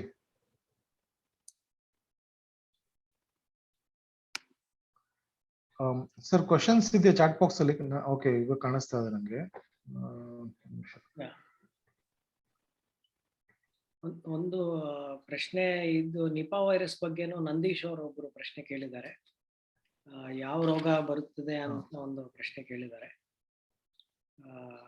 ಹಾಗೆ ಈ ಪ್ರಶ್ನೆ ಕಾಣಿಸ್ತಾ ಇಲ್ಲ. ಸರಿ ಪ್ರವೀಣ್ ಅವ್ರ ಪ್ರಶ್ನೆ ಏನಂತ ಹೇಳಿ. ಅದೇ ನಿಪಾ ಬಗ್ಗೆ ನಿಪಾ ವೈರಸ್ ಇಂದ ಯಾವ ರೋಗ ಬರುತ್ತೆ. ಓಕೆ, ಸೊ ನಿಪಾ ವೈರಸ್ ಅನ್ನೋದು ಅದು ಇನ್ಫ್ಯಾಕ್ಟ್ ಬಾವಲಿಗಳಲ್ಲಿ ಇರೋಂಥದ್ದೇ. ಅದರಿಂದ ಯಾವ ರೋಗ ಅಂತ ಇನ್ನು ಅಂದ್ರೆ ಫಾರ್ ಎಕ್ಸಾಂಪಲ್ ಈಗ ನಮ್ಗೆ COVID-19 ಅಂದ್ರೆ SARS-CoV-2 ಅಂತ ಏನು ವೈರಸ್ ಟರ್ಮಿನಾಲಜಿ ಇದ್ ಮಾಡಿದ್ದಾರೆ. ಅದರಿಂದ ಕೋವಿಡ್ ಬರುತ್ತೆ ಅಂದ್ರೆ ಕೋವಿಡ್ ಅಂದ್ರೆ ಒಂದು ಟರ್ಮಿನಾಲಜಿ ಕೊಟ್ಟಿರೋದು ಅಷ್ಟೇ ಇದಕ್ಕೆ. ಅದೇ ತರ ನಿಪಾ ಇಂದ ಸಿಂಪ್ಟಮ್ಸ್ ಏನ್ ಮನುಷ್ಯರಲ್ಲಿ ಬರುತ್ತೆ ಅಂದ್ರೆ ಜ್ವರ, ಸೇಮ್ ಅದಕ್ಕೆ ಜ್ವರ ಅಂತ ಕರಿಬಹುದು. ಏನು ಸ್ಪೆಸಿಫಿಕ್ ಆಗಿ ಕಾಯಿಲೆ ಹೆಸರು ಕೊಟ್ಟಿಲ್ಲ, ಮನುಷ್ಯರಿಗೆ ಬರೋದ ಹೆಸರು ಕೊಟ್ಟಿಲ್ಲ. ಬಟ್ ಆ ವೈರಸ್ ಮನುಷ್ಯರಿಗೆ ಬಂದ್ರೆ ಅವ್ರಿಗೆ ಅದರಲ್ಲಿ ಜ್ವರ ಬರುತ್ತೆ, ನೆಗಡಿ ಬರೋದು, ಕೆಮ್ಮು, ಗಂಟ್ಲು ನೋವು, ಮತ್ತೆ ಶ್ವಾಸಕೋಶ ತೊಂದರೆ ಬರೋದು, ಈ ತರ ತೊಂದರೆಗಳು ಬರುತ್ತೆ. ಅದಕ್ಕೇನು ಡಿಸೀಸ್ ಅಂತ ಇನ್ನೂ ಸ್ಪೆಸಿಫೈ ಮಾಡಿಲ್ಲ. ಇನ್ನೊಂದು, ಈ ಬಾವಲಿಗಳಿಂದ ಮನುಷ್ಯರಿಗೆ ಬಂದ್ರೆ ರೋಗಗಳು ಬರುತ್ತೆ, ಅದರಿಂದ ಆ ವೈರಸ್ಗಳಿಂದ ಬಾವಲಿಗಳಿಗೆ ಏನೋ ರೋಗಗಳು ಬರಲ್ವಾ ಅನ್ನೋದು ಒಂದು ಪ್ರಶ್ನೆ. ಒಳ್ಳೆ ಪ್ರಶ್ನೆ. ಇನ್ಫ್ಯಾಕ್ಟ್ ಇದ್ರಲ್ಲಿ ನಾನು 2 ತರ ಉತ್ತರಿಸ್ತೀನಿ. ಒಂದು, ಬಾವಲಿಗಳನ್ನ ನಮ್ಮ ಸೈಂಟಿಫಿಕ್ ಕಮ್ಯುನಿಟಿನಲ್ಲಿ ರೆಪಾಸಿಟರಿ ಆಫ್ ವೈರಸ್ ಅಂತ ಕರೀತಾರೆ. ಅದು ಆಕ್ಚುಲಿ ನನ್ನ ಹೇಳ್ಬೇಕು ಅಂತಂದ್ರೆ ಇಟ್ಸ್ ಅಗೈನ್ ಸೈಂಟಿಸ್ಟ್ ಬ್ರ್ಯಾಂಡ್ ಮಾಡ್ರ ನೆಗೆಟಿವ್ ಪರ್ಸೆಪ್ಷನ್ ಅಂತ ಹೇಳ್ಬೋದು. ಅಫ್ಕೋರ್ಸ್ ಬಾವಲಿಗಳಲ್ಲಿ ಎಷ್ಟೊಂದು ವೈರಸ್ ಅಂದ್ರೆ ರೇಬಿಸ್ ಇರ್ಬೋದು, ನಿಪಾ ಇರ್ಬೋದು, ಸಾರ್ಸ್ ವೈರಸ್ ಇರ್ಬೋದು, ಈಗ ಕೊರೋನಾ ಇರ್ಬೋದು. ಅಂದ್ರೆ ಅದಕ್ ಬೈನಲ್ಲಿ ವೈರಸ್ ಇದ್ರೂನು ಅದಕ್ಕೆ ಇಂಪ್ಯಾಕ್ಟ್ ಅಂದ್ರೆ ಅದಕ್ಕೇನು ತೊಂದರೆ ಆಗಲ್ಲ. ಏನಕ್ಕೆ ಅಂದ್ರೆ ಆಂಟಿಬಾಡೀಸ್ ಡೆವಲಪ್ ಆಗಿರುತ್ತೆ ಮೈನಲ್ಲಿ. ಸೊ ಅದಕ್ಕೆ ಕಾಯಿಲೆ ಬರಲ್ಲ. ಆತರ ಕಾಯಿಲೆ ಬಂದ್ರೂ ಆ ಕಾಯಿಲೆ ಯಾವಾಗ ಬರುತ್ತೆ ಅಂತಂದ್ರೆ ಸ್ಟ್ರೆಸ್ ಅಂದ್ರೆ ಅದಕ್ಕೆ ತೊಂದರೆ ಆಗಿ ಒಂದು ಅದ್ರ ಗೂಡಿಂದ ಓಡಿಸಿದ್ರಿ ಅಥವಾ ಗುಹೆಯಿಂದ ಓಡಿಸಿದಾಗ ಆ ಸ್ಟ್ರೆಸ್ ಏನ್ ಇಂಡ್ಯೂಸ್ ಆಗುತ್ತಲ್ಲ, ಅಂದ್ರೆ ಬಾಡಿ ವೀಕ್ ಆದಾಗ, ಈಗ ನಮ್ಗೆ ಹೆಂಗೆ ಬಾಡಿ ವೀಕ್ ಆದಾಗ ಜ್ವರ ಬರುತ್ತೆ, ಅದೇ ತರ ಅವಕ್ಕೆ ಬಾಡಿನಲ್ಲಿ ಫೈಟ್ ಮಾಡಕ್ ಶಕ್ತಿ ಇಲ್ಲದೆ ಇದ್ದಾಗ ಕಾಯಿಲೆ ಬರುತ್ತೆ. ಆ ತರ ಬಂದಾಗ ಏನಾಗುತ್ತೆ ಹೇಳಿದ್ರೆ ಸೆಲ್ಫ್ ಕ್ವಾರಂಟೈನ್ ಅಂದ್ರೆ ಅವೇ ಸಪ್ರೇಟ್ ಆಗಿ ಹೋಗುತ್ತೆ, ಇಲ್ಲಾಂದ್ರೆ ಸತ್ತೋಗುತ್ತೆ ಬೇಗ. ನ್ಯಾಚುರಲ್ ಆಗಿ ಅವಕ್ಕೆ ಫೈಟ್ ಮಾಡಿ ಸರ್ವೈವ್ ಆಗ ಕಷ್ಟ ಆಗುತ್ತೆ. ಸೊ ಆ ತರ ಕಾಯಿಲೆ ಬಂದು ಅದು ಮನುಷ್ಯರಿಗೆ ತಾಗ್ಬೇಕು, ಇಲ್ಲ ಮನುಷ್ಯರಿಗೆ ಬಂದು ಕಚ್ಚಿ ಅಥವಾ ಮನುಷ್ಯರಿಗೆ ಸ್ಪ್ರೆಡ್ ಮಾಡೋಂತ ಸಂದರ್ಭಗಳು ತುಂಬಾ ಕಡಿಮೆ. ಅಂದ್ರೆ ಆಕ್ಸಿಡೆಂಟಲ್ಲಿ ಆಗ್ಬೇಕು, ಯಾರೋ ಅದನ್ನ ಅದೇ ಟೈಮಲ್ಲಿ ಅದಕ್ಕೆ ಬೇಟೆ ಆಡಿ ಅದನ್ನ ತಿಂದಿರೋದು, ಅಂದ್ರೆ 1 in a million ಚಾನ್ಸಸ್ ಅನ್ಬೋದು ಅದರ ಸ್ಪ್ರೆಡ್ ಆಗೋದಕ್ಕೆ. ಸೊ ಆಂಟಿಬಾಡೀಸ್ ಇರೋದ್ರಿಂದ ಅದಕ್ಕೇನು ಆಗೋದಿಲ್ಲ, ಆದ್ರೂ ಅದು ಬೇಗ ಸತ್ತೋಗುತ್ತೆ.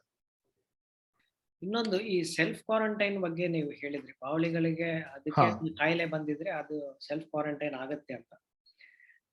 ಅದು ಹೇಗೆ ಗೊತ್ತಾಗತ್ತೆ? ಒಂದು, ಬಹುಶಃ ಅದರಿಂದ ನಾವು ಸುಮಾರು ಕಲಿಯೋದಿದೆ ಅನ್ನೋದು 2. ಹೌದು.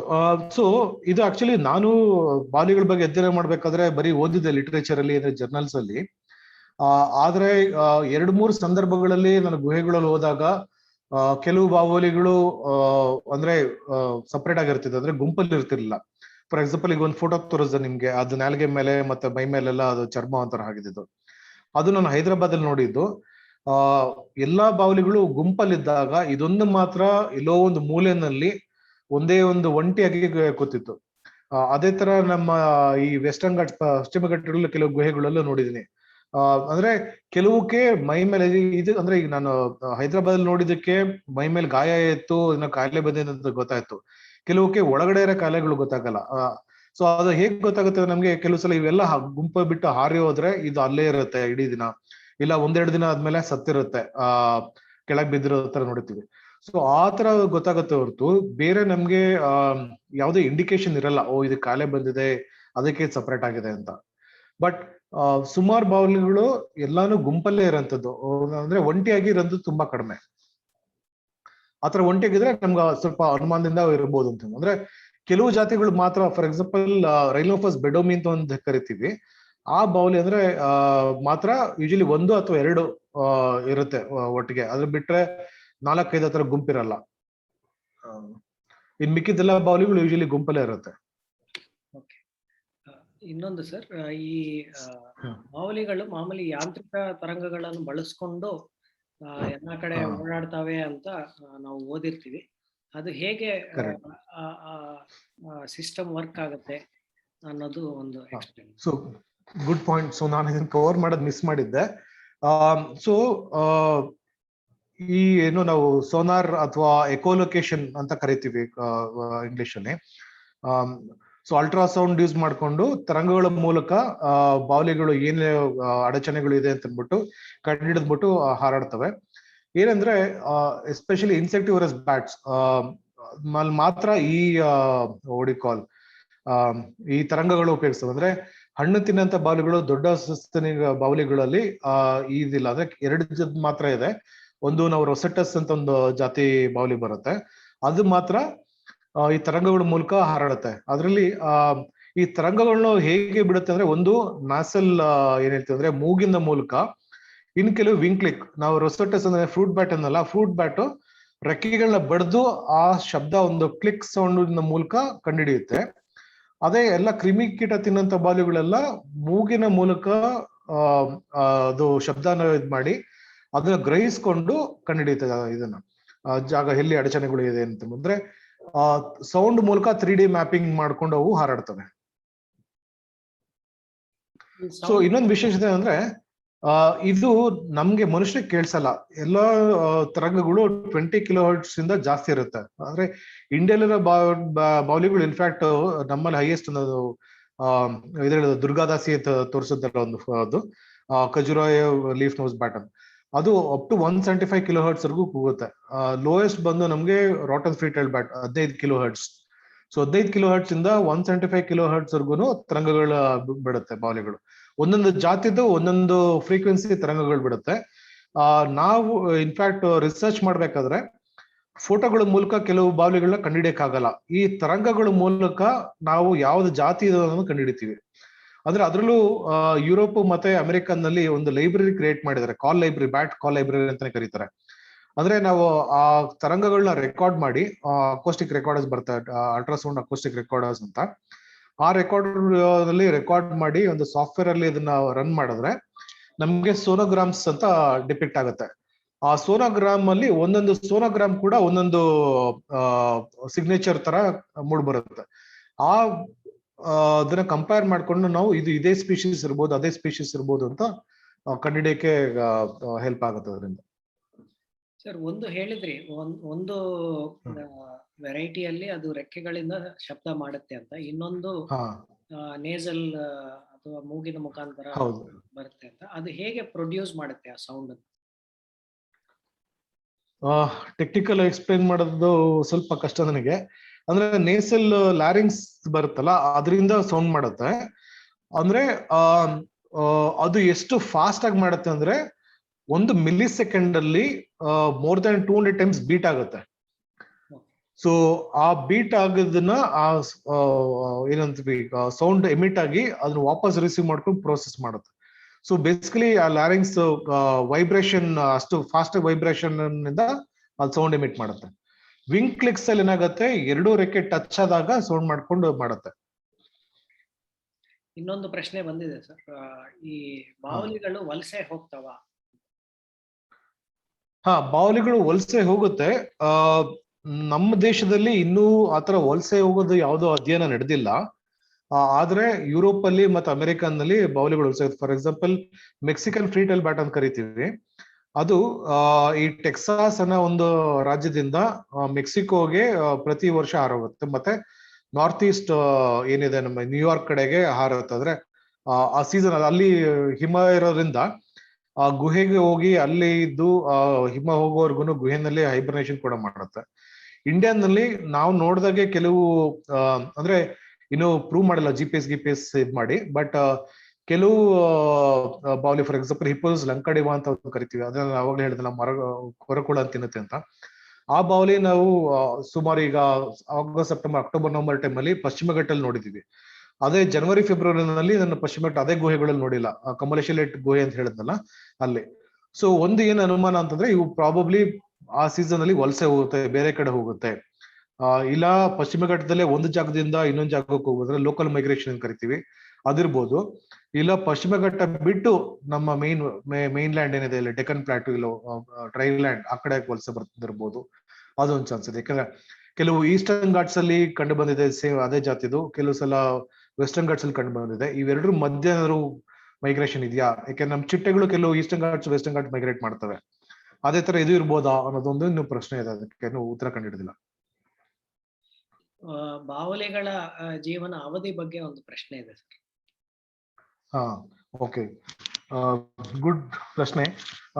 ಬಾವಲಿಗಳು ನಮ್ಗೆ ಈಗ ಸಸ್ತನಿಗಳಲ್ಲಿ ನಾವು ಅದು ಏನಂತೀವಿ ಲೈಫ್ ಸ್ಪ್ಯಾನ್ ಏನ್ ಕರಿತೀವಿ, ಸೊ ಬಾಡಿ ಸೈಜ್ ಮೇಲೆ ಡಿಪೆಂಡ್ ಆಗಿರುತ್ತಲ್ಲ, ದೊಡ್ಡದಾದಷ್ಟು ಜಾಸ್ತಿ ವರ್ಷ ಬದುಕಿರುತ್ತೆ ಅನ್ನೋ ಒಂದು ಏನ್ ನಂಬಿಕೆ ಇದೆ. ಬಾವಲಿಗಳಲ್ಲಿ ಅದು ಉಲ್ಟಾ ಅಂತಾನೆ ಹೇಳ್ಬೋದು. ಅಂದ್ರೆ ರಿಸರ್ಚ್ ಪ್ರಕಾರ ಮ್ಯಾಕ್ಸಿಮಮ್ ಲೈಫ್ ಸ್ಪ್ಯಾನ್ ಒಂದು ಬಾವಲಿ ಬದುಕಿರೋಂತ ಇನ್ಸ್ಟೆನ್ಸಸ್ ಏನಂದ್ರೆ ಅಪ್ ಟು 40 ವರ್ಷ. ಅಂದ್ರೆ ಇಷ್ಟು ಚಿಕ್ಕ ಸಸ್ತಿನಿ 40 ವರ್ಷ ಅಂದ್ರೆ ಯಾವ್ದೇ ಬಾವಲಿ ನಮ್ಮಲ್ಲಿ 2.5-3 kg ಜಾಸ್ತಿ ತೂಕ ಇರೋಂತ ಬಾವಲಿಗಳಿಲ್ಲ ಪ್ರಪಂಚದಲ್ಲಿ.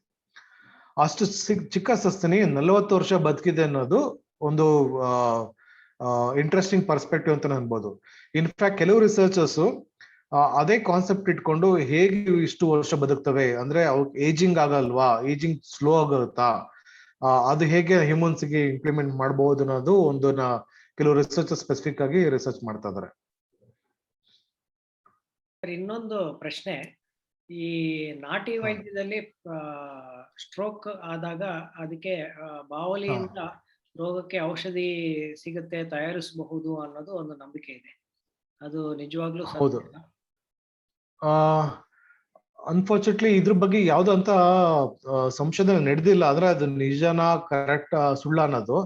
ಬಟ್ ಈ ನಂಬಿಕೆ ದೇಶಾದ್ಯಂತ ಇದೆ. ನಾನು ಕೇಳ್ದಂಗೆ ಈ ಕಡೆ ನಾರ್ತ್ ಈಸ್ಟ್ ಇಂಡಿಯಾ ಇರ್ಬೋದು, ಯಾಕಂದ್ರೆ ಅವ್ರ ಕಲ್ಚರ್ ತುಂಬಾ ಡಿಫ್ರೆಂಟ್.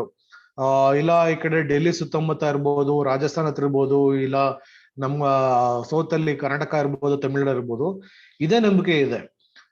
ಸೊ ಆ ನಂಬಿಕೆ ಹೇಗೆ ಹುಡ್ತು ಅನ್ನೋದು ಗೊತ್ತಿಲ್ಲ. ಬಟ್ ಆ ಸ್ಟ್ರೋಕ್ ಇಂದ ಹೆಲ್ಪ್ ಆಗುತ್ತೆ ಅಂದ್ರೆ ಯೂಶಲಿ ಹೆಚ್ಚಾಗಿ ಕೇಳಿದ ಪಾರೋಳ ಮತ್ತೆ ಈ ಬಾವಲಿಗಳ ಎಣ್ಣೆನ ತೆಗೆದು ಹಾಕಿದ್ರೆ ಆ ಸ್ಟ್ರೋಕ್ ಹೋಗುತ್ತೆ ಅನ್ನೋದು ನಂಬಿಕೆ ಇದೆ. ನನ್ನ ಪ್ರಕಾರ ಅದು ಮಿತ್ ಅಂತಾನೆ ಅನ್ಬೋದು, ಅಂದ್ರೆ ಮೂಢನಂಬಿಕೆನೇ ಇರ್ಬೋದು. ಸೈಂಟಿಫಿಕ್ ಪ್ರೂಫ್ ಏನು ಸಿಕ್ಕಿಲ್ಲ ಇನ್ನೊಂದು. ಇನ್ನೊಂದು ಅದೇ ರೀತಿಯದ್ದು ಇನ್ನೊಂದು ಪ್ರಶ್ನೆ, ಸಂಜೆಯ ವೇಳೆ ಗರ್ಭಿಣಿಯರು ಹೊರಗಡೆ ಓಡಾಡಬಾರ್ದು ಅನ್ನೋದು ಒಂದು ನಂಬಿಕೆ. ಬಾವಲಿಗಳೆಲ್ಲ ಇರೋದ್ರಿಂದ ಹುಟ್ಟುವಂತ ಮಗುವಿಗೆ ಈ ಕಂಜನೈಟಲ್ ಡಿಫೆಕ್ಟ್ಸ್ ಇರಬಹುದೇನೋ ಅಂತ ಒಂದು ನಂಬಿಕೆ. ಅದಕ್ಕೆ ಏನಾದ್ರೂ ಸೈಂಟಿಫಿಕ್ ಎವಿಡೆನ್ಸ್ ಇದೆಯಾ? ಇಲ್ಲ, ಆತರ ಏನು ಸೈಂಟಿಫಿಕ್ ಎವಿಡೆನ್ಸ್ ಇಲ್ಲ. ಮೋಸ್ಟ್ಲಿ ಅದು ಸೇಫ್ಟಿಗೋಸ್ಕರ ಕತ್ಲೆ ಹೊತ್ತು ಹಿಂದಿನ ಕಾಲದಲ್ಲಿ ಅಷ್ಟು ಬೆಳಕಿರ್ಲಿಲ್ಲ, ದೀಪ ಇಟ್ಕೊಂಡು ಹೋಗ್ಬೇಕಿತ್ತು.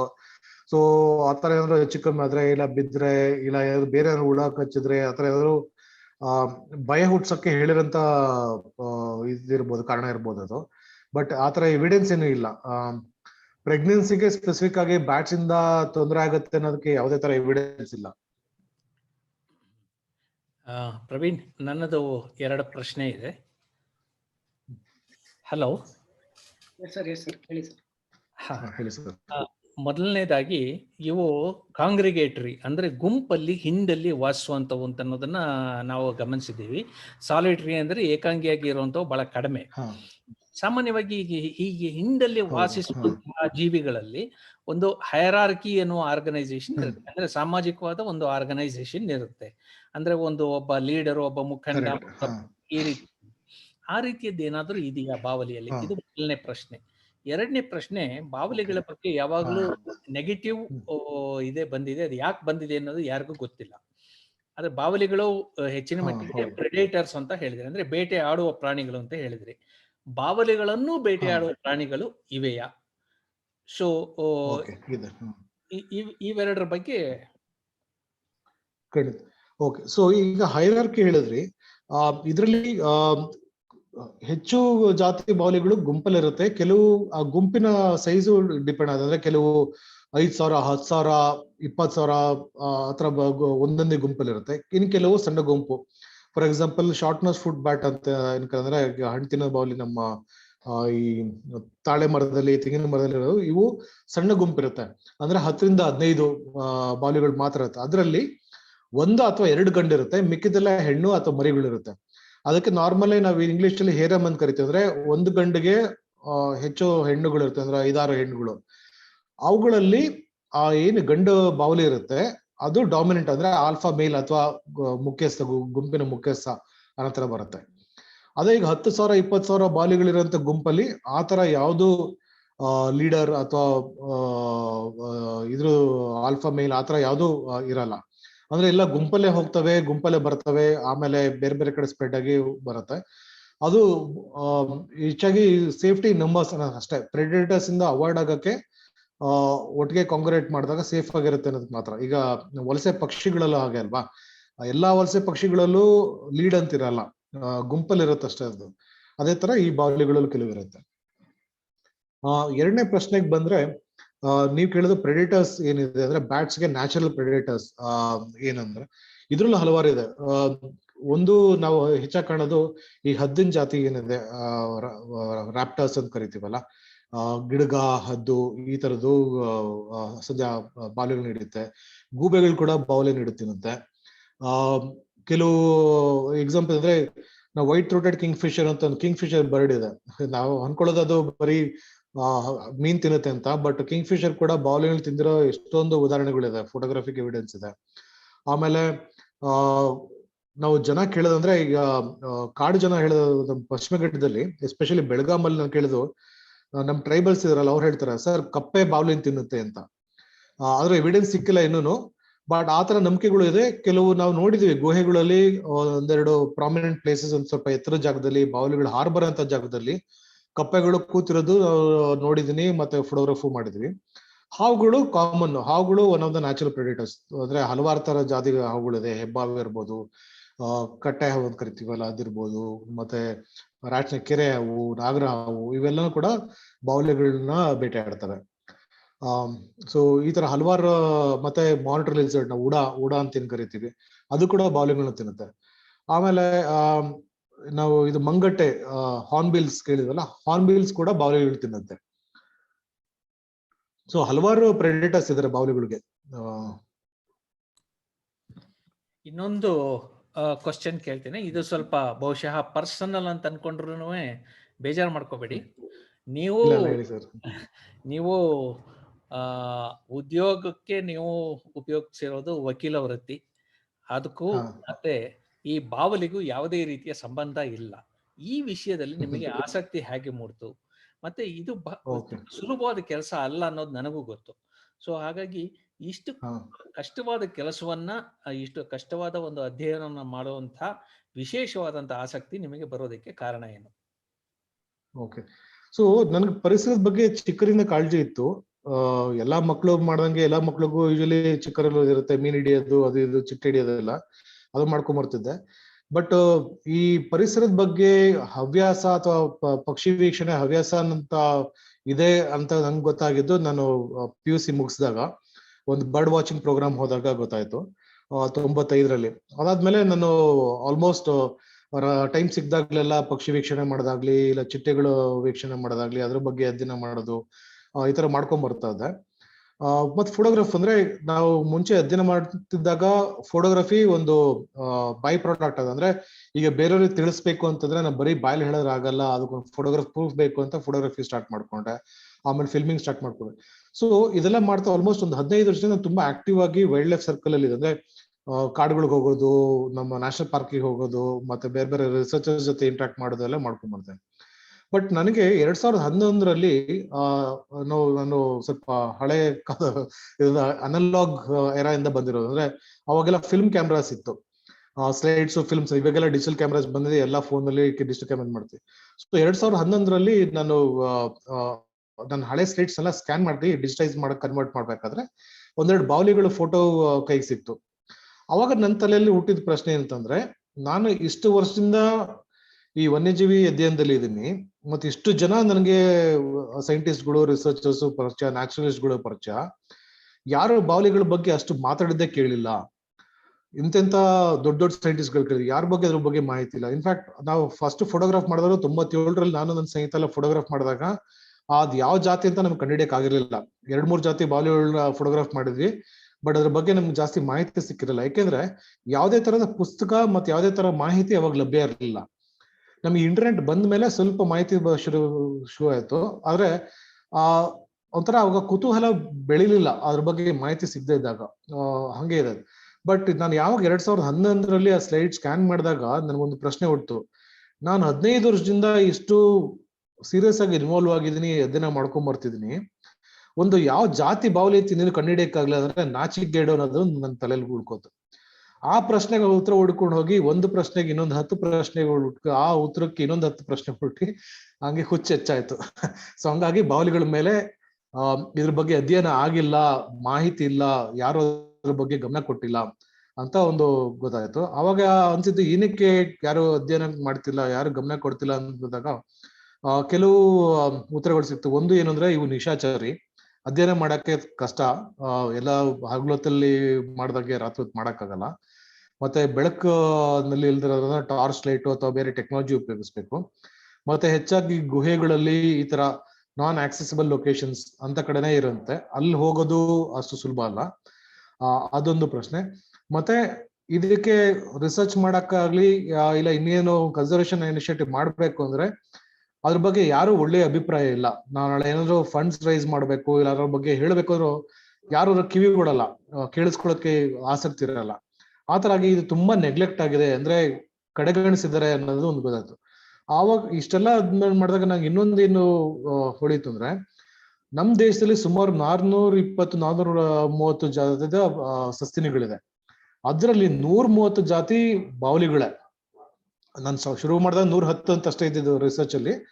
110 ಅಂದ್ರೆ ಆಲ್ಮೋಸ್ಟ್ 25% ಭಾಗ ಬಾವಲಿಗಳೇ. ಅವಾಗ ಅನ್ಸಿದ್ದು ಇಷ್ಟು 25 ಭಾಗ ಬಾವಲಿಗಳಿದ್ದು ಯಾರು ಅಧ್ಯಯನ ಮಾಡಿಲ್ಲ ಅಂತಂದ್ರೆ ಎಷ್ಟು ಅನ್ಯಾಯ.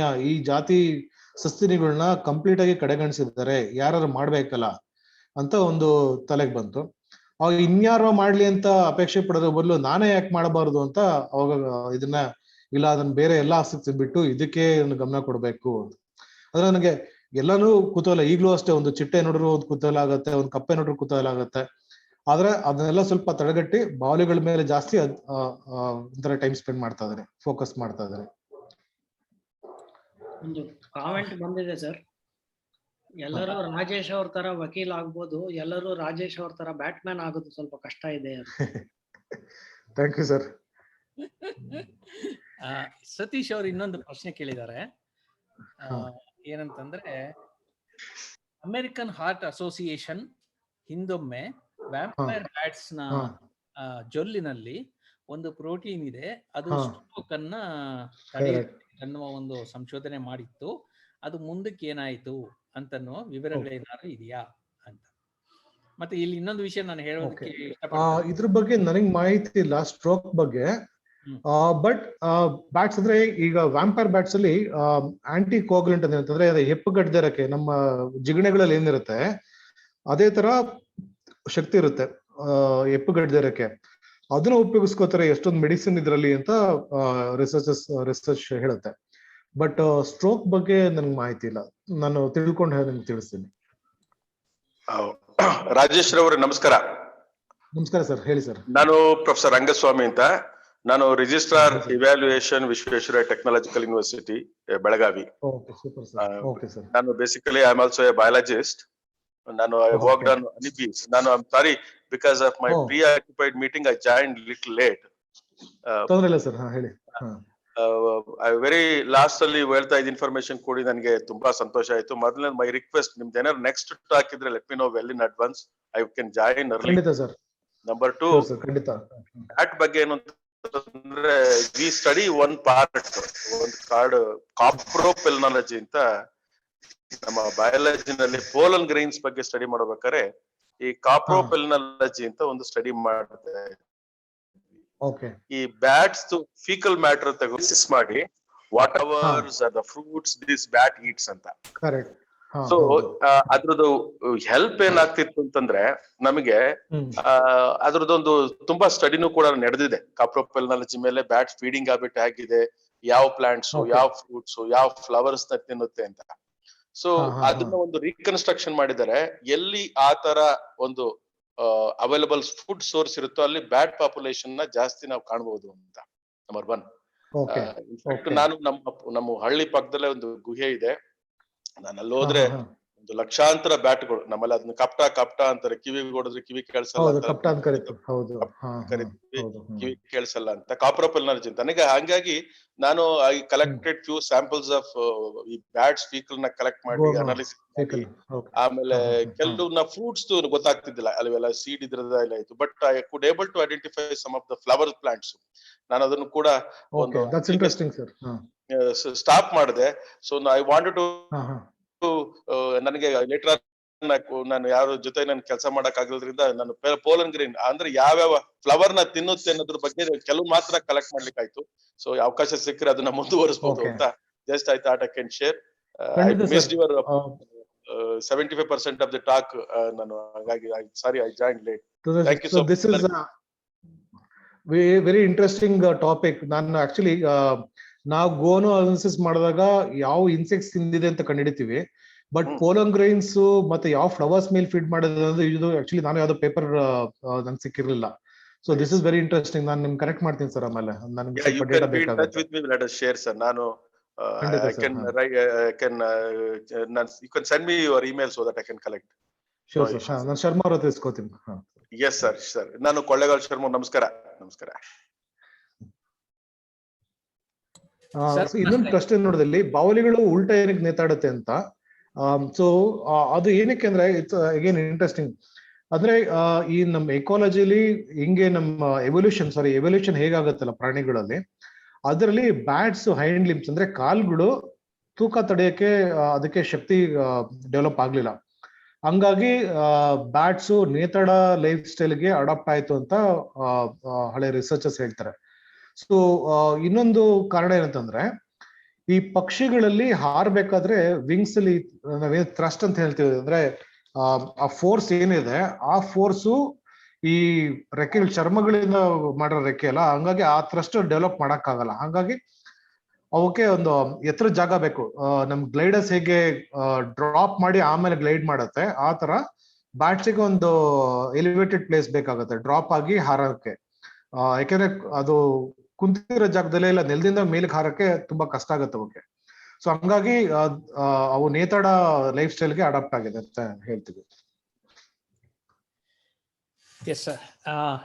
ಡಾಕ್ಟರ್ ರಂಗಸ್ವಾಮಿ ಅವರೇ, ನೀವು ನಿಮ್ಮ ಇಮೇಲ್ ನನಗೆ ಕಳಿಸಿದ್ರೆ ನನ್ನ ಇಮೇಲ್ ಹಾಕಿರ್ತೀನಿ, ಮತ್ತೆ ನಾವು ಕಾಂಟ್ಯಾಕ್ಟ್ ಮಾಡ್ಬೋದು.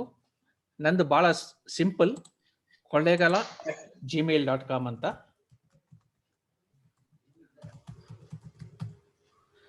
ಈ ಇಮೇಲ್ಗೆ ನಿಮ್ಮ ಇನ್ಫಾರ್ಮೇಶನ್ ಕಳಿಸಿ ನಾವು ಮತ್ತೆ ಇದು ಮಾಡ್ತೀವಿ. ಸರ್, ಐ ಥಿಂಕ್ ಇನ್ನೊಂದು ಪ್ರಶ್ನೆ ಮಿಸ್ ಮಾಡಿದೆ. ಏನಕ್ಕೆ ಮಿತ್ಸ್ ಬ್ಯಾಟ್ಸ್ ಬಗ್ಗೆ ನೆಗೆಟಿವ್ ಪರ್ಸೆಪ್ಷನ್ ಇದೆ ಅಂತ, ಈವಿಲ್. ಸೊ ನನ್ನ ಅಭಿಪ್ರಾಯದ ಪ್ರಕಾರ ಏನಂದ್ರೆ, ನಮ್ಮಲ್ಲಿ ನಮ್ಮ ಸೊಸೈಟಿನಲ್ಲಿ ಸಮಾಜದಲ್ಲಿ ನಾವ್ ಏನೇ ಕಪ್ಪುಗೆದ್ದು ಇಲ್ಲ ಕತ್ಲೆಗೆ ಅನುಗುಣವಾಗಿರೋಂಥದ್ದು ಇಲ್ಲ ಸಂಬಂಧಪಟ್ಟಿರೋಂಥದ್ದನ್ನೆಲ್ಲ ನಾವು ಜಾಸ್ತಿ ಕೆಟ್ಟದಾಗಿ ಯೋಚನೆ ಮಾಡೋದು.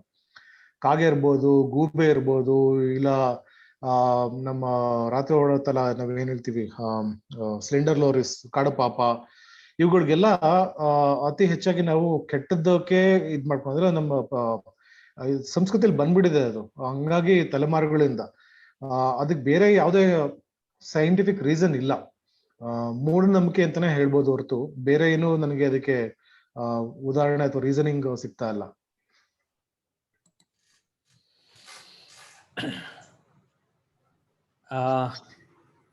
ಧನ್ಯವಾದಗಳು ರಾಜೇಶ್ ಅವರೇ.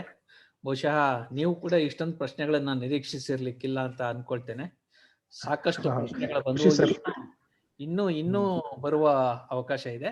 ಆದ್ರೆ ನಾವು ಇವತ್ತಿಗೆ ಈ ಕಾರ್ಯಕ್ರಮವನ್ನು ಇಲ್ಲಿಗೆ ನಿಲ್ಲಿಸಬೇಕಾಗಿದೆ. ಅದು 2 ಕಾರಣ ಇದೆ. ಮೊದಲನೇದು, ನೀವು ಕೂಡ ಇವತ್ತು ಆರೋಗ್ಯ ಸರಿ ಇಲ್ಲದೆ ಇದ್ರೂ ಕೂಡ ಬಂದು ಕಾರ್ಯಕ್ರಮ ನಡೆಸ್ಕೊಟ್ಟಿದ್ದೀರಿ. ಧನ್ಯವಾದಗಳು. ಬಹಳಷ್ಟು ಜನಕ್ಕೆ ಅದು ಗೊತ್ತಿಲ್ಲ, ಸೊ ಹಾಗಾಗಿ ಅದು ಹೇಳೋದು ಬೇಡ. ಎನಿವೆ, ಒಂದು ಎರಡನೇದು ತೊಂದ್ರೆ ಇಲ್ಲ.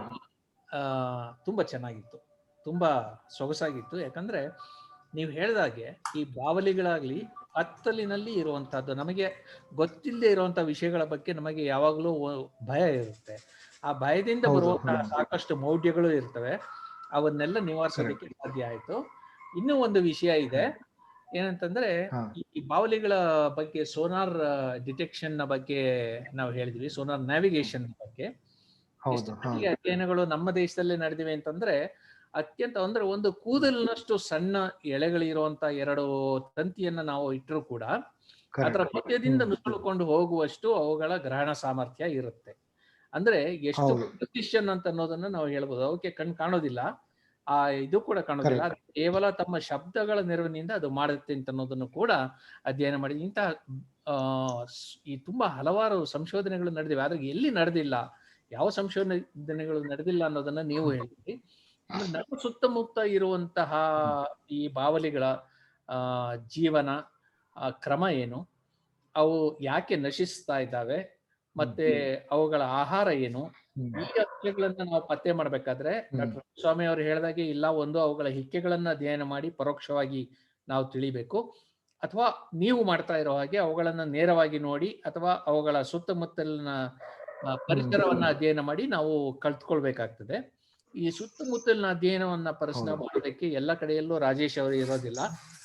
ಹಾಗಾಗಿ ನಾವು ಎಲ್ಲೆಲ್ಲಿ ಸಾಧ್ಯ ಆಗುತ್ತೋ ಅಲ್ಲೆಲ್ಲ ಜನರು ತಮ್ಮ ಸುತ್ತಮುತ್ತ ಇರುವಂತಹ ಈ ಬಾವಲಿಗಳ ಬಗ್ಗೆ, ಅವುಗಳ ಚಲನವಲನಗಳ ಬಗ್ಗೆ ತಿಳಿದು ಒಂದು ಕಡೆಯಲ್ಲಿ ಅವನ್ನ ದಾಖಲಿಸೋದಕ್ಕೆ ಪ್ರಯತ್ನ ಪಡ್ತಾರೆ ಅಂತ ಅನ್ನೋದಾದ್ರೆ, ನಿಮ್ಮ bats conservation of India trust ಏನಿದೆ ಅವರು ಅವಕಾಶ ಮಾಡಿ ಕೊಡಬಹುದಾ? ಖಂಡಿತ ಸರ್. ಇನ್ಫ್ಯಾಕ್ಟ್ ಈಗ ನಾವು RV ಕಾಲೇಜ್, RV ಸಿಟಿ ಏನಿದೆ, RV ಕಾಲೇಜ್ ಅವ್ರ ಜೊತೆ ಒಂದು ವರ್ಕ್ ಮಾಡ್ತಾ ಇದ್ದೀವಿ, ಆಪ್ ಡೆವಲಪ್ ಮಾಡ್ತಾ ಇದೀವಿ. ಏನಂದ್ರೆ ಮ್ಯಾಪ್ ಎ ಬ್ಯಾಟ್ ಟ್ರಸ್ಟ್ ಅಂತ ಒಂದು ಇದು. ಅದರಿಂದ ಏನ್ ಅಂದ್ರೆ ಸಿಟಿಜನ್ ಸೈನ್ಸ್ ಅಪ್ರೋಚ್. ಈಗ ನಾನು ಕಳೆದ ಸುಮಾರು 10 ವರ್ಷದಿಂದ ಏನ್ ಅಧ್ಯಯನ ಮಾಡ್ಕೊಂಡ್ ಬಂದಾಗ ಎಲ್ಲೆಲ್ಲಿ ಬಾವಲಿಗಳಿದೆ, ಎಲ್ಲೆಲ್ಲಿ ಗುಹೆಗಳಿದೆ, ಎಲ್ಲೆಲ್ಲಿ ಮರಗಳಲ್ಲಿ ವಾಸಿಸ್ತಿದೆ ಅಂತ ಒಂದು ಮ್ಯಾಪಿಂಗ್ ಮಾಡ್ಕೊಂಡ್ ಬರ್ತಿದ್ವಿ. ಯಾಕೆಂದ್ರೆ ಅದು ಎಲ್ಲಿದೆ ಅಂತ ಗೊತ್ತಾದ್ರೆ ಅದನ್ನ ಪ್ರೊಟೆಕ್ಟ್ ಮಾಡ್ಬೋದು. ಎಲ್ಲಿದೆ ಅಂತ ಗೊತ್ತೇ ಇಲ್ಲ ಅಂತಂದ್ರೆ ನಾವು ಪ್ರೊಟೆಕ್ಟ್ ಮಾಡಕ್ಕಾಗಲ್ಲ. ಹಾಗಾಗಿ ಇದ್ ಮಾಡ್ಕೋತೀವಿ. ಸೊ ಈ ಆಪ್ ಏನ್ ಉದ್ದೇಶ ಅಂತಂದ್ರೆ, ಜನಸಾಮಾನ್ಯರು ಯಾರು ಬೇಕಾದ್ರೂ ಅದು ಆಪ್ ಇನ್ಸ್ಟಾಲ್ ಮಾಡ್ಕೋಬಹುದು. ಅವ್ರು ನೋಡಿದ್ರೆ ಈಗ ರಂಗಸ್ವಾಮಿ ಅವ್ರು ಹೇಳಿದ್ರು ಅವ್ರ ಊರಲ್ಲಿ ಒಂದು ಗುಹೆ ಇದೆ, ಅಲ್ಲಿ ಬಾವಲಿ ನೋಡಿದ್ವಿ ಅಂತ. ಅವ್ರ ಲೊಕೇಶನ್, ಆ ಗುಹೆ ಎಲ್ಲಿದೆ, ಯಾವ ತರ ಬಾವಲಿ ನೋಡಿದ್ರೆ ಜಾತಿ ಅಂತ ಗೊತ್ತಾದ್ರೆ, ಇಲ್ಲ ಅಟ್ಲೀಸ್ಟ್ ಅದ್ರ ಲೊಕೇಶನ್ ಕೊಟ್ರೆ ನಮ್ ತಂಡ ಹೋಗಿ ಯಾವ ಸ್ಪೀಶೀಸ್ ಅಂತ ಐಡೆಂಟಿಫೈ ಮಾಡಿ ಆ ಲೊಕೇಶನ್ ನ ಮ್ಯಾಪ್ ಮಾಡಿ ಮಾನಿಟರ್ ಮಾಡುತ್ತೆ. ಆ ತರ ಸಿಟಿಜನ್ ಸೈನ್ಸ್ ಅಪ್ರೋಚ್, ಎಲ್ಲರೂ ಡೇಟಾ ಶೇರ್ ಮಾಡ್ಬೋದು.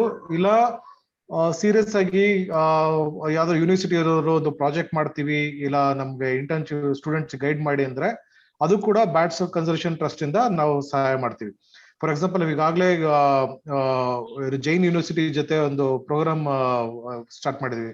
ಅಂದ್ರೆ PhD ಫ್ಯೂಚರ್ ರಿಸರ್ಚರ್ಸ್ ಡೆವಲಪ್ ಮಾಡಕ್ಕೋಸ್ಕರ ಒಂದು PhD ಪ್ರೋಗ್ರಾಮ್ ಮಾಡಿದ್ವಿ, sponsored by bat conservation trust. ಪ್ರತಿ ವರ್ಷ ಇಬ್ರು ಸ್ಟೂಡೆಂಟ್ಸ್ಗೆ ಅಂತ. ಅದೇ ತರ ಕೆಲವು ಯೂನಿವರ್ಸಿಟಿ ಜೊತೆ ಈಗ MOU ಮಾಡ್ಕೊಂಡಿದ್ವಿ, ಕುವೆಂಪು ಯೂನಿವರ್ಸಿಟಿ ಜೊತೆ ಎಲ್ಲ. ಮಿನಿಮಮ್ 2 ಸ್ಟೂಡೆಂಟ್ಸ್ಗೆ MSc ವೈಲ್ಡ್ ಲೈಫ್ ಬಯಾಲಜಿ ಸ್ಟೂಡೆಂಟ್ಸ್ಗೆ ಇಂಟರ್ನ್ಶಿಪ್ ಆಪರ್ಚುನಿಟಿ ಕೊಡ್ತೀವಿ ಅಂತ. ಸೊ ಹೀಗೆ ವಾಲಂಟಿಯರ್ಶಿಪ್ ಇರ್ಬೋದು, ಇಂಟರ್ನ್ಶಿಪ್ ಆಪರ್ಚುನಿಟೀಸ್ ಇರ್ಬೋದು, ಇಲ್ಲ ಪ್ರಾಜೆಕ್ಟ್ ಮಾಡೋದಕ್ಕೆ ಗೈಡೆನ್ಸ್ ಇರ್ಬೋದು, ಅವ್ರ MSc ಪ್ರಾಜೆಕ್ಟ್ ಇರ್ಬೋದು, BSc ಪ್ರಾಜೆಕ್ಟ್ ಇರ್ಬೋದು, ಇಲ್ಲ ಜನರಲ್ ಆಗಿ ವೈಲ್ಡ್ ಬಯಾಲಜಿ ಬ್ಯಾಕ್ ಗ್ರೌಂಡ್ ಅಲ್ಲ, ಬೇರೆ back ground, engineering back ground ಅಂದ್ರೂ ಕೂಡ ವಿ ಕ್ಯಾನ್ ಡೆಫಿನೆಟ್ಲಿ ಸಪೋರ್ಟ್. ಆಸಕ್ತಿ ಇರ್ಬೇಕಷ್ಟೇ, ಖಂಡಿತ. ಸೊ ಯಾವ್ದೇ ತರ ಸಹಾಯ ಬೇಕಾದ್ರೂ ನಾವು ಮಾಡ್ಬೋದು.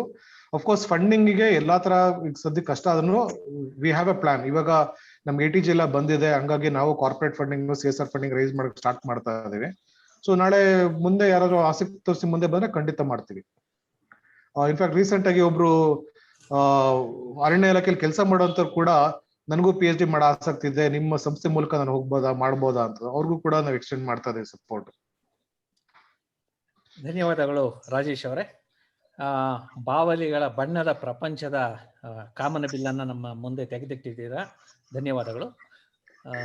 ಈ ಭಾಷಣ ಎಲ್ರಿಗೂ ಕೂಡ ಸ್ವಾರಸ್ಯಕರವಾಗಿ ಅನುಕೂಲವಾಗಿತ್ತು ಅಂತ ನಾವು ಕುತೂಹಲಿಯಿಂದ ಅಂದ್ಕೊಳ್ತಾ ಇದ್ದೀವಿ. ಈ ಕಾರ್ಯಕ್ರಮವನ್ನು ನಡೆಸ್ಕೊಡೋದಕ್ಕೆ ಕುತೂಹಲಿ ಮುಖ್ಯವಾಗಿ ವಿಜ್ಞಾನ ಪ್ರಸಾರ್ ನವದೆಹಲಿ ಹಾಗೂ Karnataka science and technology academy Bengaluru ಮತ್ತು ಸ್ವಾಮಿ ವಿವೇಕಾನಂದ ಯೂತ್ ಮೂವ್ಮೆಂಟ್ ಮೈಸೂರು, ಇವರೆಲ್ಲರೂ ಕೈ ಜೋಡಿಸಿದ್ದಾರೆ. ಇವರೆಲ್ಲರಿಗೂ ಧನ್ಯವಾದಗಳನ್ನು ಹೇಳ್ತೇನೆ. ಮುಂದಿನ ವಾರ ಇನ್ನೊಂದು ಸ್ವಾರಸ್ಯಕರ ವಿಷಯದ ಬಗ್ಗೆ ನಾವು ಇದೇ ಸಮಯದಲ್ಲಿ ಮಾತಾಡೋಣ. ಅದು ಮಾತು ಮತ್ತು ಭಾಷೆ. ಮಾತು ಮತ್ತು ಭಾಷೆಯನ್ನ ನಾವು ಹೇಗೆ ಕಲಿತೇವೆ, ಹೇಗೆ ನಮ್ಮ ಮಿದುಳು ಅದನ್ನು ನಮಗೆ ಕಲಿಸುತ್ತೆ. ಇದರ ಬಗ್ಗೆ ಮಾತಾಡೋದಕ್ಕೆ ನಮ್ಮ ಜೊತೆಗೆ ಬರ್ತಾ ಇದ್ದಾರೆ doctor N Shivakumar from NIMHANS ಇಂದ. ದಯವಿಟ್ಟು ನೀವು ಬನ್ನಿ, ಇನ್ನೂ ಒಂದಷ್ಟು ಜನನ್ನ ಜೊತೆಗೆ ಕರ್ಕೊಂಡು ಬನ್ನಿ. ಧನ್ಯವಾದಗಳು. ಧನ್ಯವಾದಗಳು ಸರ್. ನಮಸ್ಕಾರ ಎಲ್ಲರಿಗೂ. ನಮಸ್ತೆ.